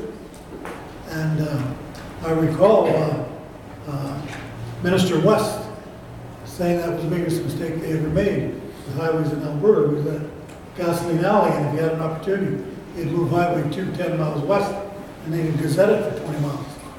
So they couldn't build on it because it's creating them all kinds of problems. And our city manager, I'm sure, is aware of those issues. So there's a whole bunch of issues out there. But what's more important is that the city has to agree. With my understanding, going back 10, 15 years, we had to understand that commercial development was not on the table. Basically not on the table. It was more for industrial type development, whatever was going to happen up there. So like I say, some of the detail, I might be slipping a few cogs on it, but that's basically what's going on. So I don't know if this starts, it's just going to be a wildfire. So I think we should go ahead and let our feelings be known. And now, I think we've got 2 weeks left. I think this matter is going to be deferred to an in-camera for for additional information as an in-camera item. So thank you, City Manager, for your presentation. Thank you for the discussion, Council. I think it gives us some food for thought, and we will add to that with the in-camera session at the end of this meeting to discuss some matters that are privy, and at that time, Council will make a motion to one way or another to move forward on this item. Anyone else wishes to speak before we move on? Because I guess I'll consider this basically tabled until the in-camera session. Not seeing anyone, move on to 8.2.5, the Parade of Lights, 2017, City Clerk. Thank you, Your Worship. The council sponsored the application for insurance for the Parade of Lights to be held on December 21st, 2017, with a premium of $550 and a fee of $50 for a total of $600. The Parade of Lights will be hosting its third annual event on December 21st, 2017. The parade route starts at 57th Street and 50th Avenue and continues south on 46th and 49th Avenue. The parade committee is expecting approximately 700 parade participants with 70 to 100 floats and about 7,000 to 8,000 onlookers. Council's options are to sponsor the application for the insurance of the Parade of Lights or to deny the application. Any questions or comments? Councillor Buckingham. Thank you, Your Worship. I'll start off by saying I love this event. It's great. My question becomes, what happens with the Colonial Days Parade? Who sponsors that? Do we need to, are we giving one to one and nothing to the other? Are we across the board standard? I just read through this and thought, I wonder what happens with the Colonial Days. I would have to get back to you with a definitive answer, but I believe we're partners in the Colonial Day Parade, but I'd have to get back to you with a definitive answer on the insurance. Yeah, so we would be partnering with the Parade of Lights people the same way we partner with the exhibition board to run their parade. Fair statement? Yeah, thank you, Your Worship, through Councillor Buckingham. From my understanding, the Colonial Day Parade is in partnership with the City of Lloydminster. It's obviously an exhibition association parade put on by the parade. We provide volunteers to help organize, police and regulate the parade routes and everything else. My understanding is the city does provide barricades and stuff for this parade as well. They can verify that. I don't know if we have quite the extent of volunteers in the organizing committee as we do with the Lloydminster Exhibition Association, but I would say that the support is fairly even across the board. Yeah, that was my only concern was that we weren't setting a precedent out of the blue here for something somewhere. Now, in regards to the cost of insurance for the Colonial Day Parade, I think I would have to defer that to our city clerk. Councillor Baker. Your Worship, I believe you've just given it a new name. It was Twinkle Tour for 50 years. No, it's actually, I think this is different, Councillor. The Twinkle Tour is organized by, and I look to Kinsman Club for Kinsman years. Club for many years and still continues and has sponsorship from various I organizations. was just told today it was the Kinsman Club, that's Okay, why. so this, the Parade of Lights is simply a new event. It's 3 years old that was organized by a group. And I think to sort of answer the question that Councillor Buckingham raised is that it's not an organized or sanctioned group as a society or something like that versus the exhibition, which is an association. And I'm thinking the association runs on their insurance rider for that parade was my thought. I could be wrong on that, but then I stand to be corrected. Whereas the group here is I would call more than ad hoc, but it's not associated, not incorporated, and not a society. It's a group of individuals that believe that they, if I remember correctly, wanted to bring just a little more joy to the season and to organize this and realize they should have some insurance to cover themselves off. I think the city partnered at that time, saying it was a great opportunity to bring a little joy to the season. City Clerk? Thank you, Your Worship. I can tell you that the crew at the back has quickly fed me the answer that our records show the extras provide their own insurance for that event. So, Worship, so this is the third annual. Have we paid for the insurance on the first and second? I believe last year they did. We did, though, as a city, we paid? Yes, I wasn't involved in it at that time, and we received the request, so we felt it was appropriate that that request be brought forward to council in the absence of any policy directing us. Yeah, I mean, Your Worship, I think that's a good point. So when I want to host my parade next week, can I come to the city and ask for insurance? You know, that's my concern. Not going against the event or anything. Love it. Been there every time. Will be again. But just clarity there is what I was looking for. Certainly, this might be something that we need to look to administration for a policy going forward, as we have continuously done in this year of council, is that I believe we can provide some direction, but I think we can set a policy and that it would be reviewed based on those requests on an individual basis. That's my thoughts. Councillor Fagan? Well, I agree with Your Worship, is it possible for us, even in our budget, to allocate $5,000 as there's a variety of events that occur from the city that can support the initiatives, I think, of our community residents. I think we look to them to step forward and volunteer and want them to assist in the things we'd like to see. And these are things they would like to do. So I think, there's a bit of a quid pro quo here that if we can set some money aside to assist people as they volunteer and want to make things better, why not? This isn't, breaking the bank kind of dollars here. Maybe we can send some direction if that's from a direction perspective. But certainly, I think right now that the question is the resolution before us right now, or the recommendation. Councillor Buckingham. Thank you, Your Worship. Yeah, I would support looking forward and putting something like that into a policy. But for today, I'd be glad to speak that council sponsor the application for the insurance for the Parade of Lights 2017. Do you want to put the I'll make that dollars? motion. Yeah, just put the dollars and cents to it, so that it's, If you agree with me, if you would, please. 8.2.5. There you go, sir. Council sponsor the application for insurance for the Parade of Lights to be held on December 21st, 2017 with a premium of $550 and a fee of $50 for a total of $600. Thank you, Councillor. I check second. Any further questions or comments? Councillor Baker. We don't know who this group is. We do, Councillor. They did send a letter. It's in the package. It's made up of a couple individuals in the community, I believe, that are in the first responders. The gentleman that's signed the letter from the perspective, I think it's Ryan McGill. That's right. This is the president of Parade of Lights. That's why. Yeah. So I think, like I say, I don't think they're an association or a society incorporated by any means. It's a group of individuals that have come together and formed the group as the Lloydminster Parade of Lights.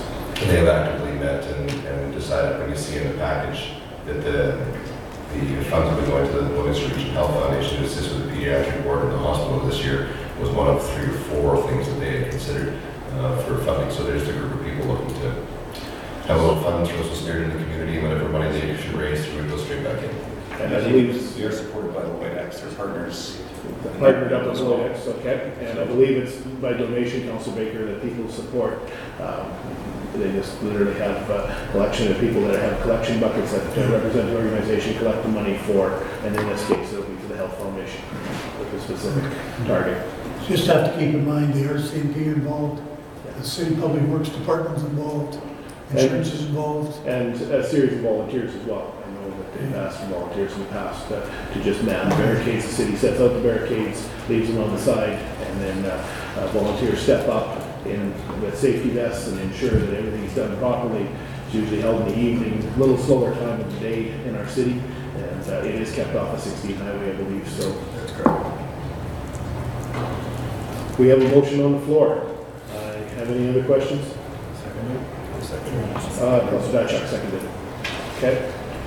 So with that, I'll call for the question. All in favor? Opposed? Carried.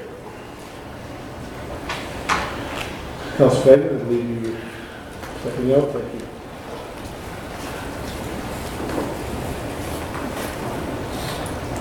Moving to 8.2.6 with the city manager. Or city clerk, I guess, who wishes to speak to that.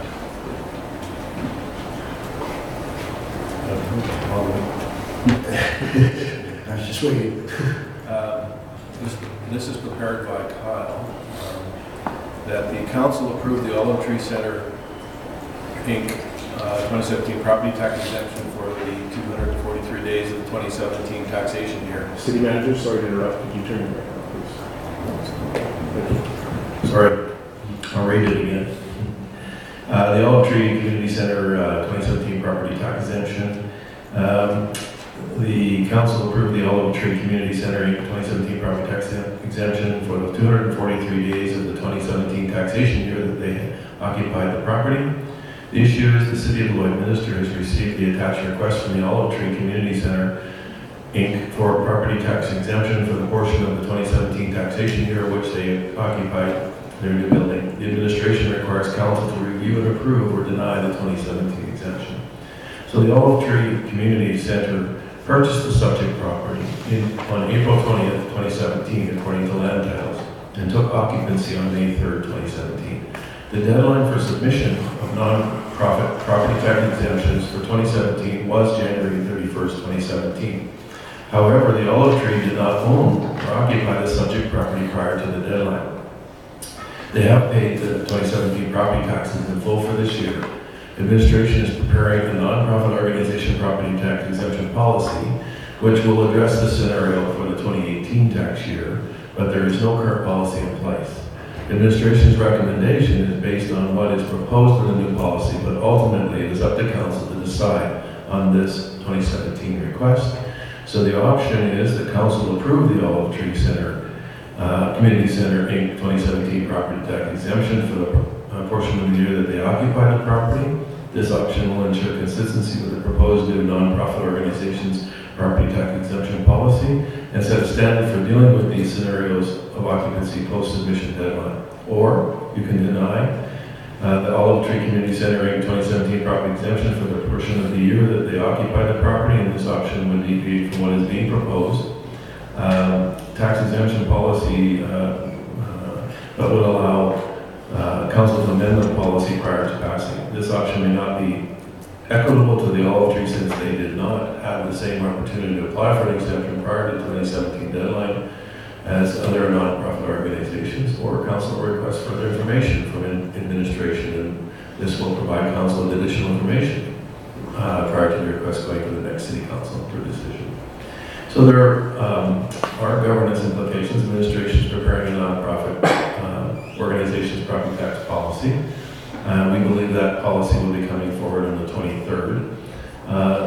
The draft policy addresses this particular situation by allowing council at its discretion to approve an exemption for the portion of the year that the nonprofit organization occupies the property. There are budget implications. Administration has calculated that the Olive Tree Community Center has possession of the subject property for 243 out of 365 days of the 2017 taxation year. The total 2017 assessment was $853,130, which would make $567 $1,974 of this assessment exempt based on property, ownership of the property. This would translate into a reduction of $8,553.05 on the 2017 property taxes. This has the following reduction effects on the individual levies: municipal levy of $4,052.49, capital levy of $754.38, public school education levy of $1,898.96, separate school education levy $383.44, seamless education levy $319.77, and a bid of $1,144.01. Thank you, City Manager. Any questions, Councilor Baker? Just one question, I just can't remember the bylaws or the law of taxation. Can we exempt schools and school levies and stuff like that? To the City Manager or the City Clerk? I would ask your worship, Scott, that can speak to that if you could invite. Certainly. Welcome, Scott. Thank you. Thank you, Your Worship. Under COPTR, any property that is exempt, we do exempt, the council makes the property exempt.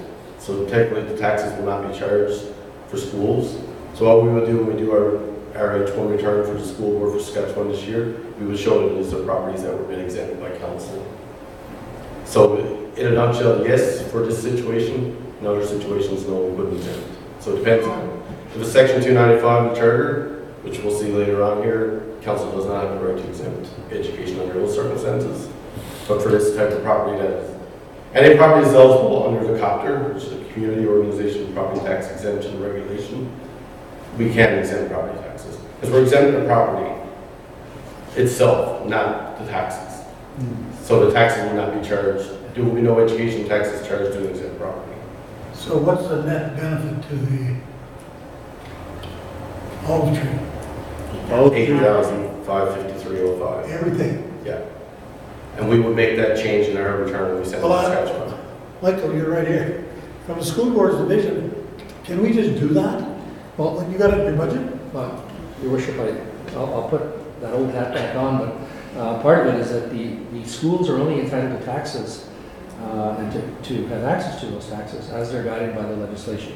So, as Scott has just said, is that you don't, this action in changing and designating a property under COPTR trumps the notion of taxation, because if a property is not eligible for taxes, you don't charge it. And that's the piece that's at play here. It's not saying we're going to play with the taxes. No, we play with the designation of property. And once the property receives a particular designation, then it's taxed on that designation. So if we deem, if I can, Councillor, a property non-taxable under COPTR, which is the non-profit area that's a little more, that's the, to rated in. This is radioactive. Well, in this case, because of, we usually go through this in January as deadline, but because the property was not owned by the olive tree on January 31st, they couldn't apply. They were in the process of negotiating the purchase, I understand, but until the purchase was complete, they couldn't apply for the owner as the owner, because the owner wasn't. I understand all that. It's the radioactive side of it is. This is a very different situation, I guess, from normally. Typically, going forward, we will be moving any of those tax exemptions forward to council in November, and we would make those exempt so they wouldn't actually see a tax charge to them. This is a situation where they purchased the property after. So if you were to look at the COPTR regulation by itself, this group do not qualify right now. They qualify as far as being COPTR, but they missed the deadline. All administration is saying is that because they didn't own the property, we're asking for council's direction on whether we should give it to them. My question was, can we exempt the school taxes? Yes, we You can. said yes. Yes. And we're late and it's retroactive. Can we do that? Because those funds are already in the school division's budget. That's why I'm asking. Yeah. Well, I was going to say, Your Worship, too, is that I don't know that all the taxes have been collected, so there are probably still outstanding portions to be received at this point. So all it would do is, it would be netted against that, so. Those taxes are actually paid in full, but, Okay. we can do an adjustment. And we only pay as we collect for the school boards in Saskatchewan here in Lloydminster. So as we collect other taxes, we can make that adjustment to our monthly payments. So Councilor Baker, I think we won't be on the hook for this one, and the school board gets to share some of the gift. So, question, Worship, I guess is, I went there this weekend actually and bought some cheese from a place that's outside the city. Cheese is awesome. The question I had though, I guess, is that under Copter rules, there's a portion of that building that's used for commercial purposes. So does, under those rules, do they still meet that criteria that are required to? Because I don't know, but a quarter of the building, I don't know what the number is because I don't get to see all the back portions of it. But because they run that farmer's market there, does that in any way remove their eligibility? From my understanding, all the funds that they receive for that goes back into the community, or for feeding the families. So because it's, even though they're collecting a revenue, it's still for the betterment of the community, and it goes back to the meals and things. I'm not sure, because I know that is it Lower Shannon Farms, as well as other people come in there and sell. So, yeah. So they actually rent space, I believe, Councilor. Okay, so. Yeah, the portion of revenue that they collect, the Olive Tree themselves, all goes towards the community and creating these meals and any other support. So because of that, they're not making any profits. Still, even though they're collecting revenue, it's going into the betterment of the community. Perfect. Thank you.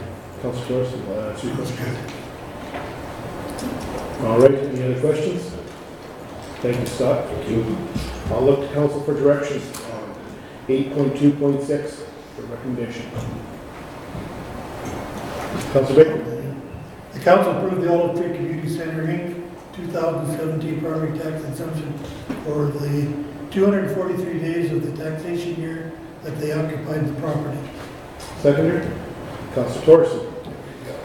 If we could make sure that we mention the 2017 taxation year, please. Okay, I think you did. Sure it is. Taxation year. Oh, okay. You just repeat it one more time, Councilor, just if you wouldn't mind, just wanted to ensure that. Are we doing recommendation or option one? Recommendation is the actual recommendation at the top, I believe. Yeah, here's the right one. Is it at the top? I'm sorry. Okay, City Clerk, we're good? I think we're... We established 2017. Okay, excellent. Secondary, we got Councilor Torres. Any further questions, comments? Not seeing any, I'll call for the question. All in favor? Opposed? Carried. Thank you, Councilor Buckingham. Great hand. I'll just wait till we get some more council back there, don't Need a corner. All right. Thank you, Councilor Fagan. Moving to 8.2.7, and I'll look to City Councilor, City Clerk, who wishes to. I'm going to ask Scott to return. Thank you. The last one I should have let him. Don't. Thank you. Thank you, Your Worship. The next one here is, we have a similar request. It's from the Lloydminster Native Friendship Center. Recommendation from council on this one, however, is the council denied Lloydminster Native Friendship Center Inc. 2017 property tax exemption due to submission being after prescribed deadline in 2017 tax year. The City of Lloydminster has received the attached request from Lloydminster Native Friendship Inc. property tax exemption for 2017 tax year. They have acknowledged that the deadline for submission for property tax exemption application was January 31st, 2017, but are asking council to consider the 2017 application. A little background, Lloydminster Native Friendship Center has owned the subject property for the entire year. The deadline for submission for non-profit property tax exemptions was January 31st, 2017. However, application for exemption was not received until September 26, 2017. They have paid all their taxes in full for the year. They have also presented a 2018 application to us.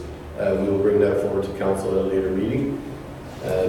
Basically, the options is council approved the Lloydminster Native Friendship Inc. property tax exemption despite the late application, or council could not deny the Lloydminster Native Friendship property tax exemption for this year. Sorry. So there are some budget implications to it. They're basically looking for a reduction of $8,586.89. Thank you, Scott. Councilor Monroe. I think just it's important to note that it wasn't a week late, that it could have just got lost in the mail, that it's September. So it's 9 months later, right? And I think if we did approve this, we would be setting a precedent that, okay, our policy just doesn't matter. So I think we have that policy in place for a reason, and that we need to follow through with that in this case, so. Councilor Dutchett. Yeah, I just add that I did attend a function related to the Office of the Treaty Commissioner and had an opportunity to speak to the Director of Lonnie Stark with regards to this, and she said this was an issue that had come up a couple of years ago and was unsuccessful. They were unsuccessful in their bid. And so I shared the information with her, and thanks to Scott and his staff, they were able to reach out, and they got the information back in a timely manner. But I think in part it's just knowledge of what the process was as well, and so thanks to Scott and Steve for getting this up and running, and I know that they'll look forward to, certainly to qualify in that coming year. They appreciate the support the city provide, but as Scott said, they recognize that timing isn't working. Councilor Torres. Thank you, Your Worship. Yeah, I agree with the other comments as far as you don't want to set a precedent, all that kind of stuff. It still does feel terrible when it's a not-for-profit in a way. I know I tried looking back in some city council minutes, and I think the Libby Young Center even went through a similar ordeal a couple years back, but it kind of sucks, but at the same time you have to set the rules and set the standard, and then others have to adhere to the standard to be able to be granted an exemption, so that's all. I was just adding, Your Worship, though, I guess the challenge is that the argument could be made, if you could make those changes midstream for non-for-profit, why not for business? They're going to contribute to the community, so if your word isn't good, then what's the point of having it? Well, I think the policy that is going to be coming forth next week at the GPC will certainly help clarify this even more. And as our council's gone through that, additional policies give direction to administration to follow. And I appreciate Councilor Dutchett comments. We've got a total line here, and I think this is the line that has been drawn. It's been drawn for some time. It's not something new. It's not a new policy from the date when it had to be in. I certainly appreciate all the work that the Native Friendship Center does in the community, and certainly if we can help those groups going forward to all align to that, it'll make this process a lot easier for everybody. Any other comments? Absolutely, and just for note, I don't know if we put out an advertisement in the paper. Do we put an advertisement out in the paper for? Not at this point, we don't. Perhaps maybe that's something we could do the first week of January or even into December, so that the nonprofits have that bit of time to put their application into the city, just so that in the future, things like this perhaps don't get missed. We've already talked to the communication department about that, and you'll see it coming forward with policy. There'll be some timelines there as well. Perfect, yeah, just for advertising, because then if you don't know about it, the knowledge isn't out there. This way, everyone has had the equal opportunity to access that. Any other comments, Council? If not, I'll look to Council for recommendation. Councilor Dutchett. The Council denied the Lloydminster Native Friendship Center Inc. 2017 property tax exemption due to the submission being after the prescribed deadline for the 2017 taxation. Seconder? Councilor Monroe. Any further comments, questions before I call for the question? Not seeing any. All in favor? Opposed? Carried. Moving on to 8.2.8, Sawmill Restaurant. To Scott, we'll continue to carry on. Thank you, Your Worship. Next request we have is from the Sawmill Restaurant requesting a tax exemption or cancellation. Recommendation from administration, council denied a request for property tax cancellation from the Sawmill Restaurant Lloydminster Property Limited. The City of Lloydminster has received an attached formal request from the Sawmill Lloydminster Property Limited in regards to cancellation of the portion of 2016 and 2017 property taxes. Administration requires council to review and approve or deny the request. So basically, we're making this request under Section 295 of the Lloydminster Charter, which allows council to reduce tax arrears, B, cancel or refund all required taxes, or C, defer the collection of taxes. Some options: council approved the requested property tax cancellation from Sawmill Restaurant Lloydminster Property Limited under Section 295 of the Lloydminster Charter. The second option is council approved the requested property tax cancellation from Sawmill Restaurant Lloydminster as an alternative amount, or 3, they denied the request. There's some budget implications there. I think it's a total around $15,000. 14,627.96. Council questions, comments? So, Your Worship, can you talk to me a bit more about tax deferral? And have we done anything like that before any other businesses within the city? At this point, we have not, at any point in the administration can tell that we haven't done anything under Section 295 of the Charter. Okay. Yeah. Council Buckingham? Thanks, Your Worship. They're looking for a reduction on this, not a deferral anyway. And so, That's one of the yeah. I think Councilor want to speak, Yeah. go ahead. Councilor Torson. No, this isn't about any specific business or not, but it's the cost of doing business. The roads need to be plowed, there needs to be clean water, entering into the restaurant, there needs to be swept roads, clean roads for their employees to be able to get into work every day. That all comes at a cost, and it's recouped through property taxes. So that's just the way it is. I have a hard time believing that they called the CRA and said we don't want to contribute to CPP or EI. For the employer's portion, I have a hard time believing they did that. So I really look at this very much the same way. Thanks.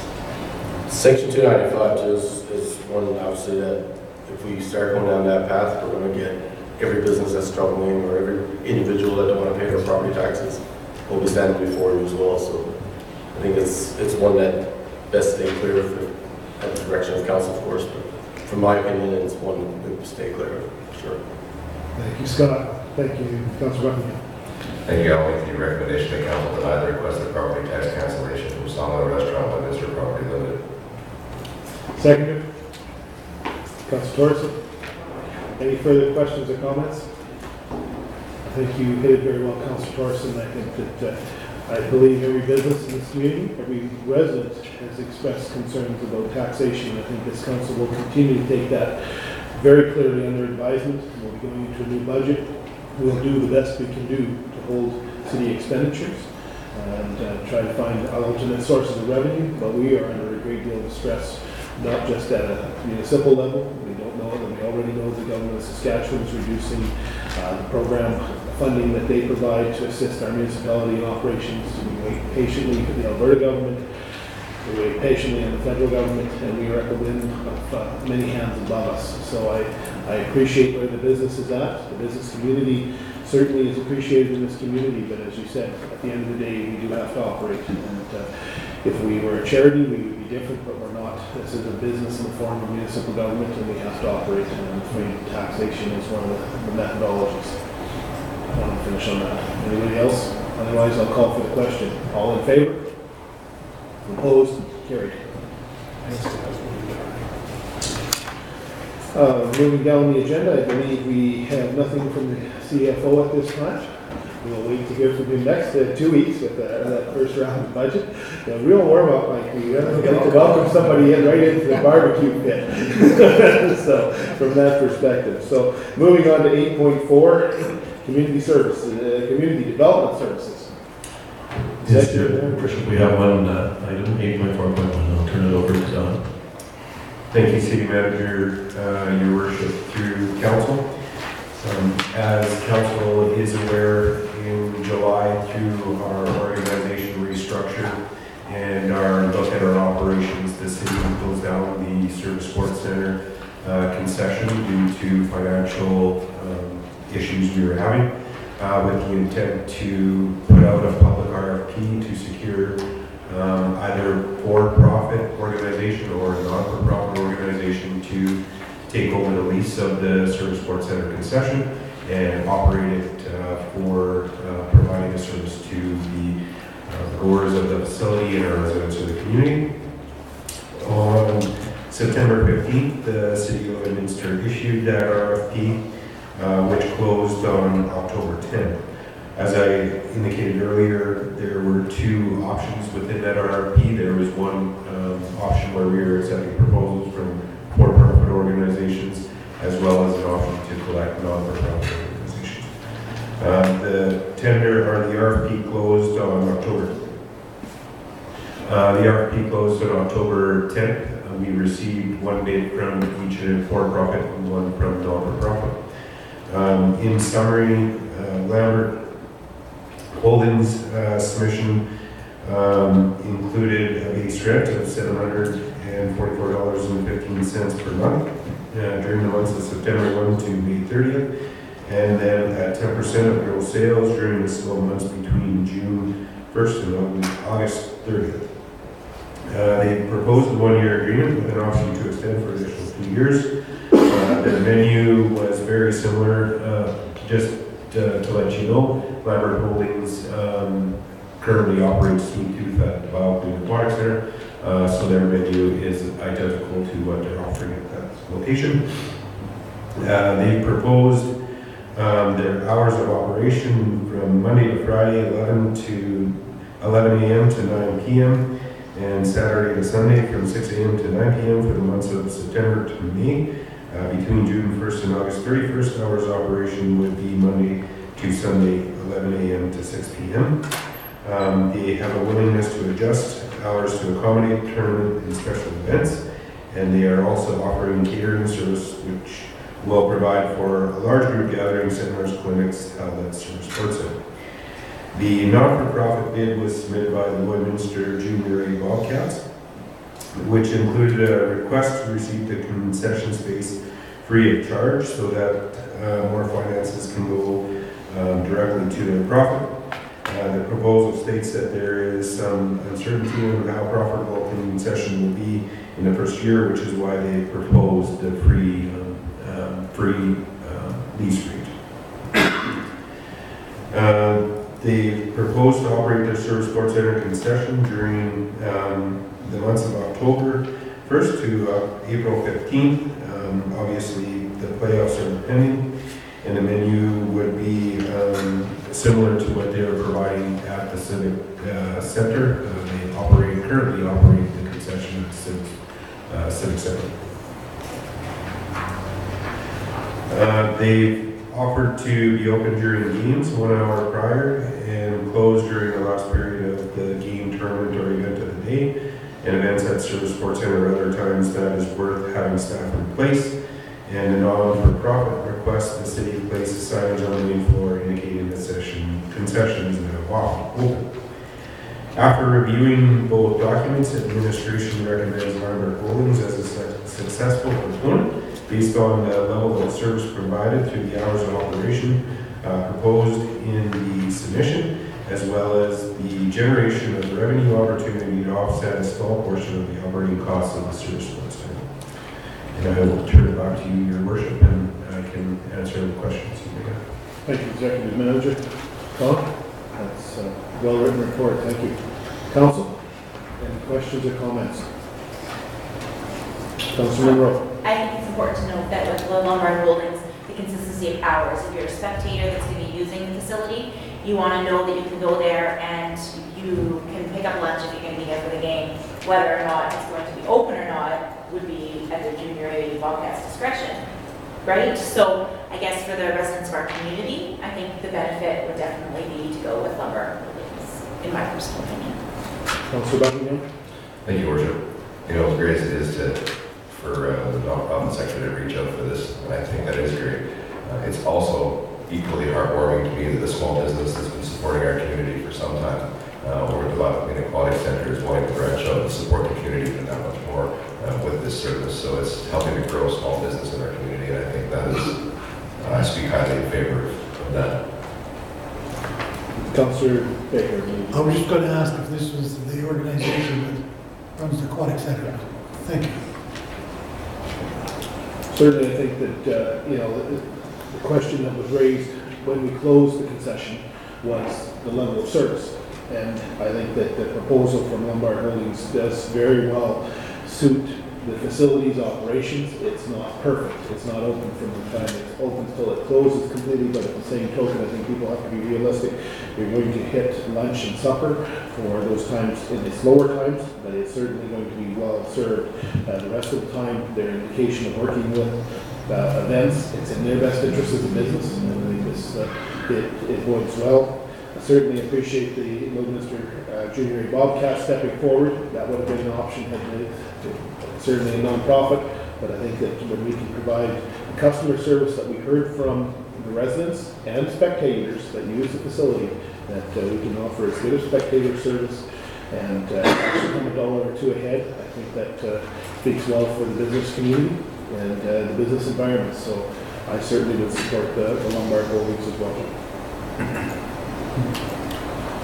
Any other questions or comments? Councilor Corson. No, I was just going to make a recommendation that council approve the submitted proposal from Lombard Holdings to operate the Service Sports Center concession. Seconder, Councilor Buckingham. Any further comments or questions? Not seeing any, I'll call for the question. All in favor? Opposed? Carried. That would bring us to 8.6 in the agenda. Unless 8.5, I see operations. No, it's no matters. How you're going forward. 8.6, Chief of Staff. Chief of Staff. I'll turn this over to our Chief of Staff. And I'm going to turn that over to our Director of Communications. Holy, passing of the paperwork. All right, welcome. Is this working today? There we go. Thank you, Your Worship. So today we're recommending the council approve the reallocation of $130,000 from land development operations to the communications operations to fund redevelopment of the City of Lloydminster website. So administration has identified $130,000 in land development operations that may be reallocated to support the redevelopment of the city website. The proposed reallocation of funds would allow the communications team to move forward with redevelopment of the city website with work beginning in November 2017. The City of Lloydminster's current website, lloydminster.ca, no longer serves the community's growing requirements for an online municipal information resource. Many of the information and customer service tools have not kept pace with current technologies, negatively impacting the online experience for many of our site users and our residents. To proceed with a full-scale redevelopment of the City of Lloydminster website, the communications team requires the support of an established vendor with experience in municipal government website development, design, and hosting. So you'll recall in July 2017, I had brought forward our findings from a request for information that we had originally issued in early 2017. That RFI netted approximately 20 responses of varying depth and pricing. We then brought those findings forward to council and requested proceeding with a website RFP up to $150,000. That RFP netted netted 8 proposals that were further narrowed down to 6 that we researched more in depth. After initial review, the field, as I mentioned, after initial review, the field was narrowed to 6 potential partners. Through further research, including phone interviews and reference checks, the field was further narrowed to 3 potential partners, and ultimately, E-Solutions Group was identified as most aligned with the city's objectives, timelines, budget, and customer service expectations. So I wanted to be clear that the pricing shown here is base pricing only. We selected E-Solutions Group. Aside from pricing, there's a number of factors at play. We chose them, as I said, most aligned with our vision for the site, our objectives, and also as a company that seemed to understand our needs, our specific needs as a small municipality. They come with a depth of experience in that regard. So after comfortably selecting E-Solutions Group as our partner, we went back to them and negotiated a little bit more on some additional features and services that could be added to the site, as we would have with any other vendor that we decided to move forward with following the base proposal. At this time, we're recommending the addition of a few key services that weren't in the original proposal. Those include an employee intranet suite, a RecruitRight applicant tracking software, interactive business directory, parks and facilities interactive directory, a bids and tender service, and as well a city land services website, essentially that would support our lands divisions group in sharing property listings online. So at this time, the options we provide as council are the council approve the reallocation of $130,000 from land development operations to communications to fund redevelopment of the Lloydminster website. And option 2 is that council receive the eSolutions website infrastructure tender as information and direct administration to bring back further information to be presented at a future council meeting. Thank you. Councilor Forrest. Thank you, Your Worship. My question was just around somewhat of the process of this, because the first, this total scoring initially got a price of $58,200, and I understand all those other things are add-ons. But because it's scored in such a way where it was scored before and then all the add-ons happened afterwards, had we had everything we wanted on the initial proposal list, would you have gotten potentially different proposals that may have aligned equally as well and possibly at a different or lower price?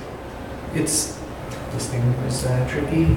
There we go. It's difficult to say because what we learned through the RFI is that all of the different vendors offer different kinds of community engagement tools and different kinds of ways that they presented legislative documents or the different ways that they were prepared to migrate our content from the current site over to the new site.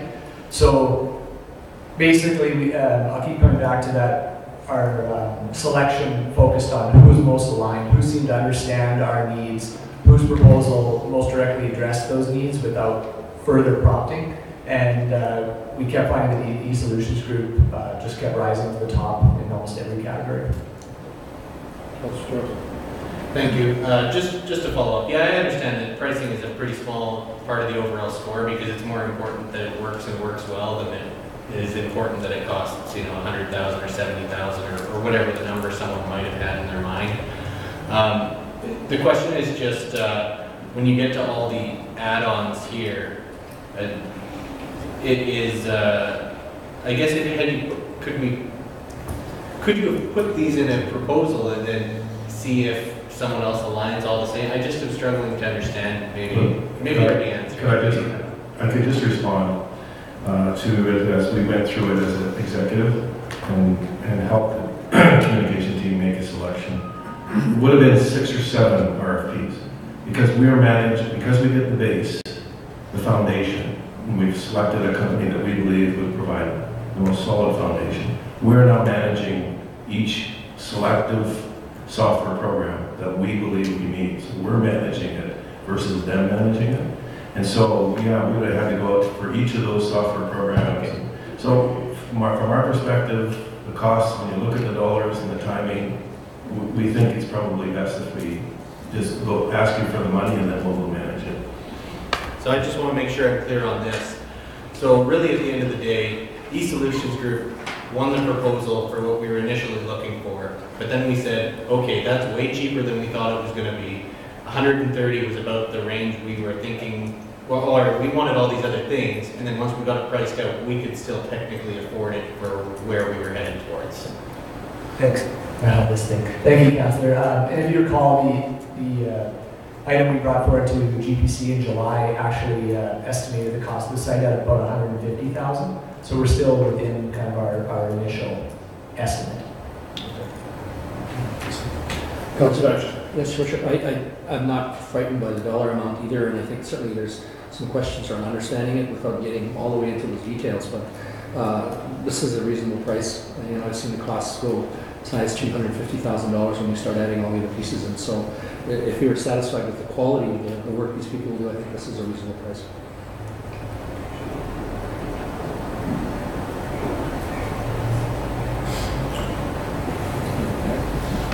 So just wanted to, it should be just in the recommendation, not that we have to go there immediately, but it should read land development capital rather than operations. From not operations, it should be capital, if I understand correctly. There's just been a correction that it comes from capital to operational budget. Thank you, Senator. So, excuse me, say that again, please. No, but it comes from capital and operations. It's coming from land division capital, moving to the operations. Councilor Torres. And that was just my last question was, is there anything really super important that we're pushing off from land development capital that we're now going to be spending that money on something else? Thank you, Your Worship, through Councillor Torson. We had put in some funding in 2016 through the 2017 capital budget plan to look at a feasibility study for the community services building with regards to the community hub, which was underway through that process. We also had put some money away for, or had planned some money for a land development business case with relation to whether that should be a corporation or not. Through 2017 and through conversations with this council and through our planning and strategic sessions we've done, we feel that those two projects aren't required in 2017, nor will they be required in 2018. So we offered to provide that funding for something that is extremely important to the community, important to our operations, important to Land Division. We sell all our assets, all the lots we have for sale on our website. This new site will provide a really good vehicle for people interested in wanting to purchase lots. Will be able to come into the site, so we thought it was a very important addition to transfer that. Thank you, Executive Manager Don. I just wanted to say thank you for that answer. It's good knowing that we're not missing out on something by doing this. It's some kind of things that we've already foregone, so that's great. And I think it is like a massively important project. I know Gerald sent me a link just the other day about a municipality that won an award for economic development because of how fantastic their website is. It's your window out to the global world, and when you're in a global economy, it is increasingly important that you have a functioning, well-presented website that is, practical for residents and businesses and people who are thinking about coming here. Thanks. Any other comments, Councillor Baker? Gotta say it, what's important is here we have a good website, it's all built. And we gotta make sure we run it and maintain it. Not only at the city, I witnessed it in private business. And they start out to be something really good, and then people forget to update them. When they're advertising something that's 3 months already happened, something's wrong. And I gather, Lou, you're gonna be charged with looking after this thing? We gotta figure out to get you a crown or something so you can get on these guys and, you know what I mean? We have this is all working in, but we have a very good team that manages our sites on a daily basis, yeah. Good for you. But that's important. Absolutely. Councillor Buckingham, do you have anything you want to add? No, but I gladly make the recommendation. Certainly, please. The council approves the reallocation of $130,000 from land development capital to communications operations to fund redevelopment of the City of Lloydminster website. Seconder, Councillor Monroe. Any further questions or comments? Other than I can say it can't come soon enough. So with that in mind, I'll call for the question. All in favor? Opposed? Carried. Moving to 8.7 bylaws. Is there anything else to be clerk? Thank you. Moving on to number 9, correspondence and information items. I'll look to the city clerk. I have no items at this, but I do have an item for other matters. Okay. We'll go on to number 10. I don't have a monthly report. That will be at the next council meeting, but certainly another busy weekend in our city from many perspectives and week. And I might as well take the opportunity to put in a plug now, and we'll do it again at the Government's Priorities Committee, is that the Pinties Grand Slam of Curling is coming to town. We have 50 of the top teams in the world, men's and women's, coming for 30 teams. We have 4 draws a day. There's going to be a lot of opportunity to enjoy some top-notch Olympic quality curling in our city. And I know we have guests coming from all over the world participating.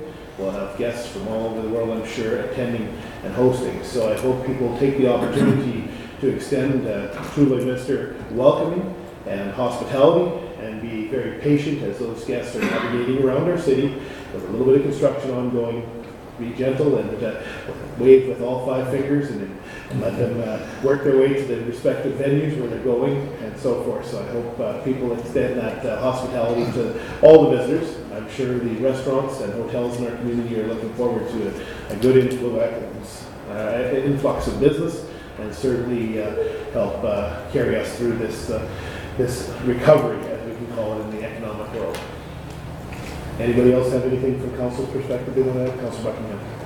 Thank you, Worship. Of course, we are currently kicking off the celebration of Business Week in our city this week, and we have the Chamber of Commerce Business Week Awards Gala coming up this Thursday night. So I'd like to just extend some congratulations to all the nominees that are up from local business in our community for those awards this Thursday night. So it's really, really always nice to see a large number of nominees out there. And that means that somebody's recognized those businesses as outstanding in our community, and I'm looking forward to attending Thursday night. Anyone else have anything to add? Councilor Baker? Thank you, Your Worship. On Friday, Canadian Citizenship Day was held in Lloydminster. And very successful day, very well organized, wonderful day. We had 112 new Canadians join us, and from 23 different countries, which was pretty amazing. And like I say, it was really, really good to watch what was going on, and it was interesting to talk to some of the folks after the ceremony and how excited they were to be able to say, we're Canadians. It's pretty amazing, so it absolutely was. Good for everybody. It was a well-attended event. There was residents from both sides of the 4th Meridian, from both Saskatchewan and Alberta, that were asked to attend here. Their options are Saskatoon or Edmonton, and the Office of the Immigration Department felt this would be a great opportunity. It was sponsored by Catholic Social Services in the city, and it was a very exciting event. It was a real pleasure from my perspective to welcome each one of those new Canadians as Canadians. Certainly the tears in some of the eyes of some of those folks spoke an awful lot from where they've come from to where they are today. I think most people in this room and most people in our city have some sort of immigrant background, so it certainly it tells a story, and it was a very heartfelt and emotional experience for many people there. So thank you for bringing that one up, Councilor Baker. It will be in my report, but that's for sure. It was one of my highlights this month, that's for sure.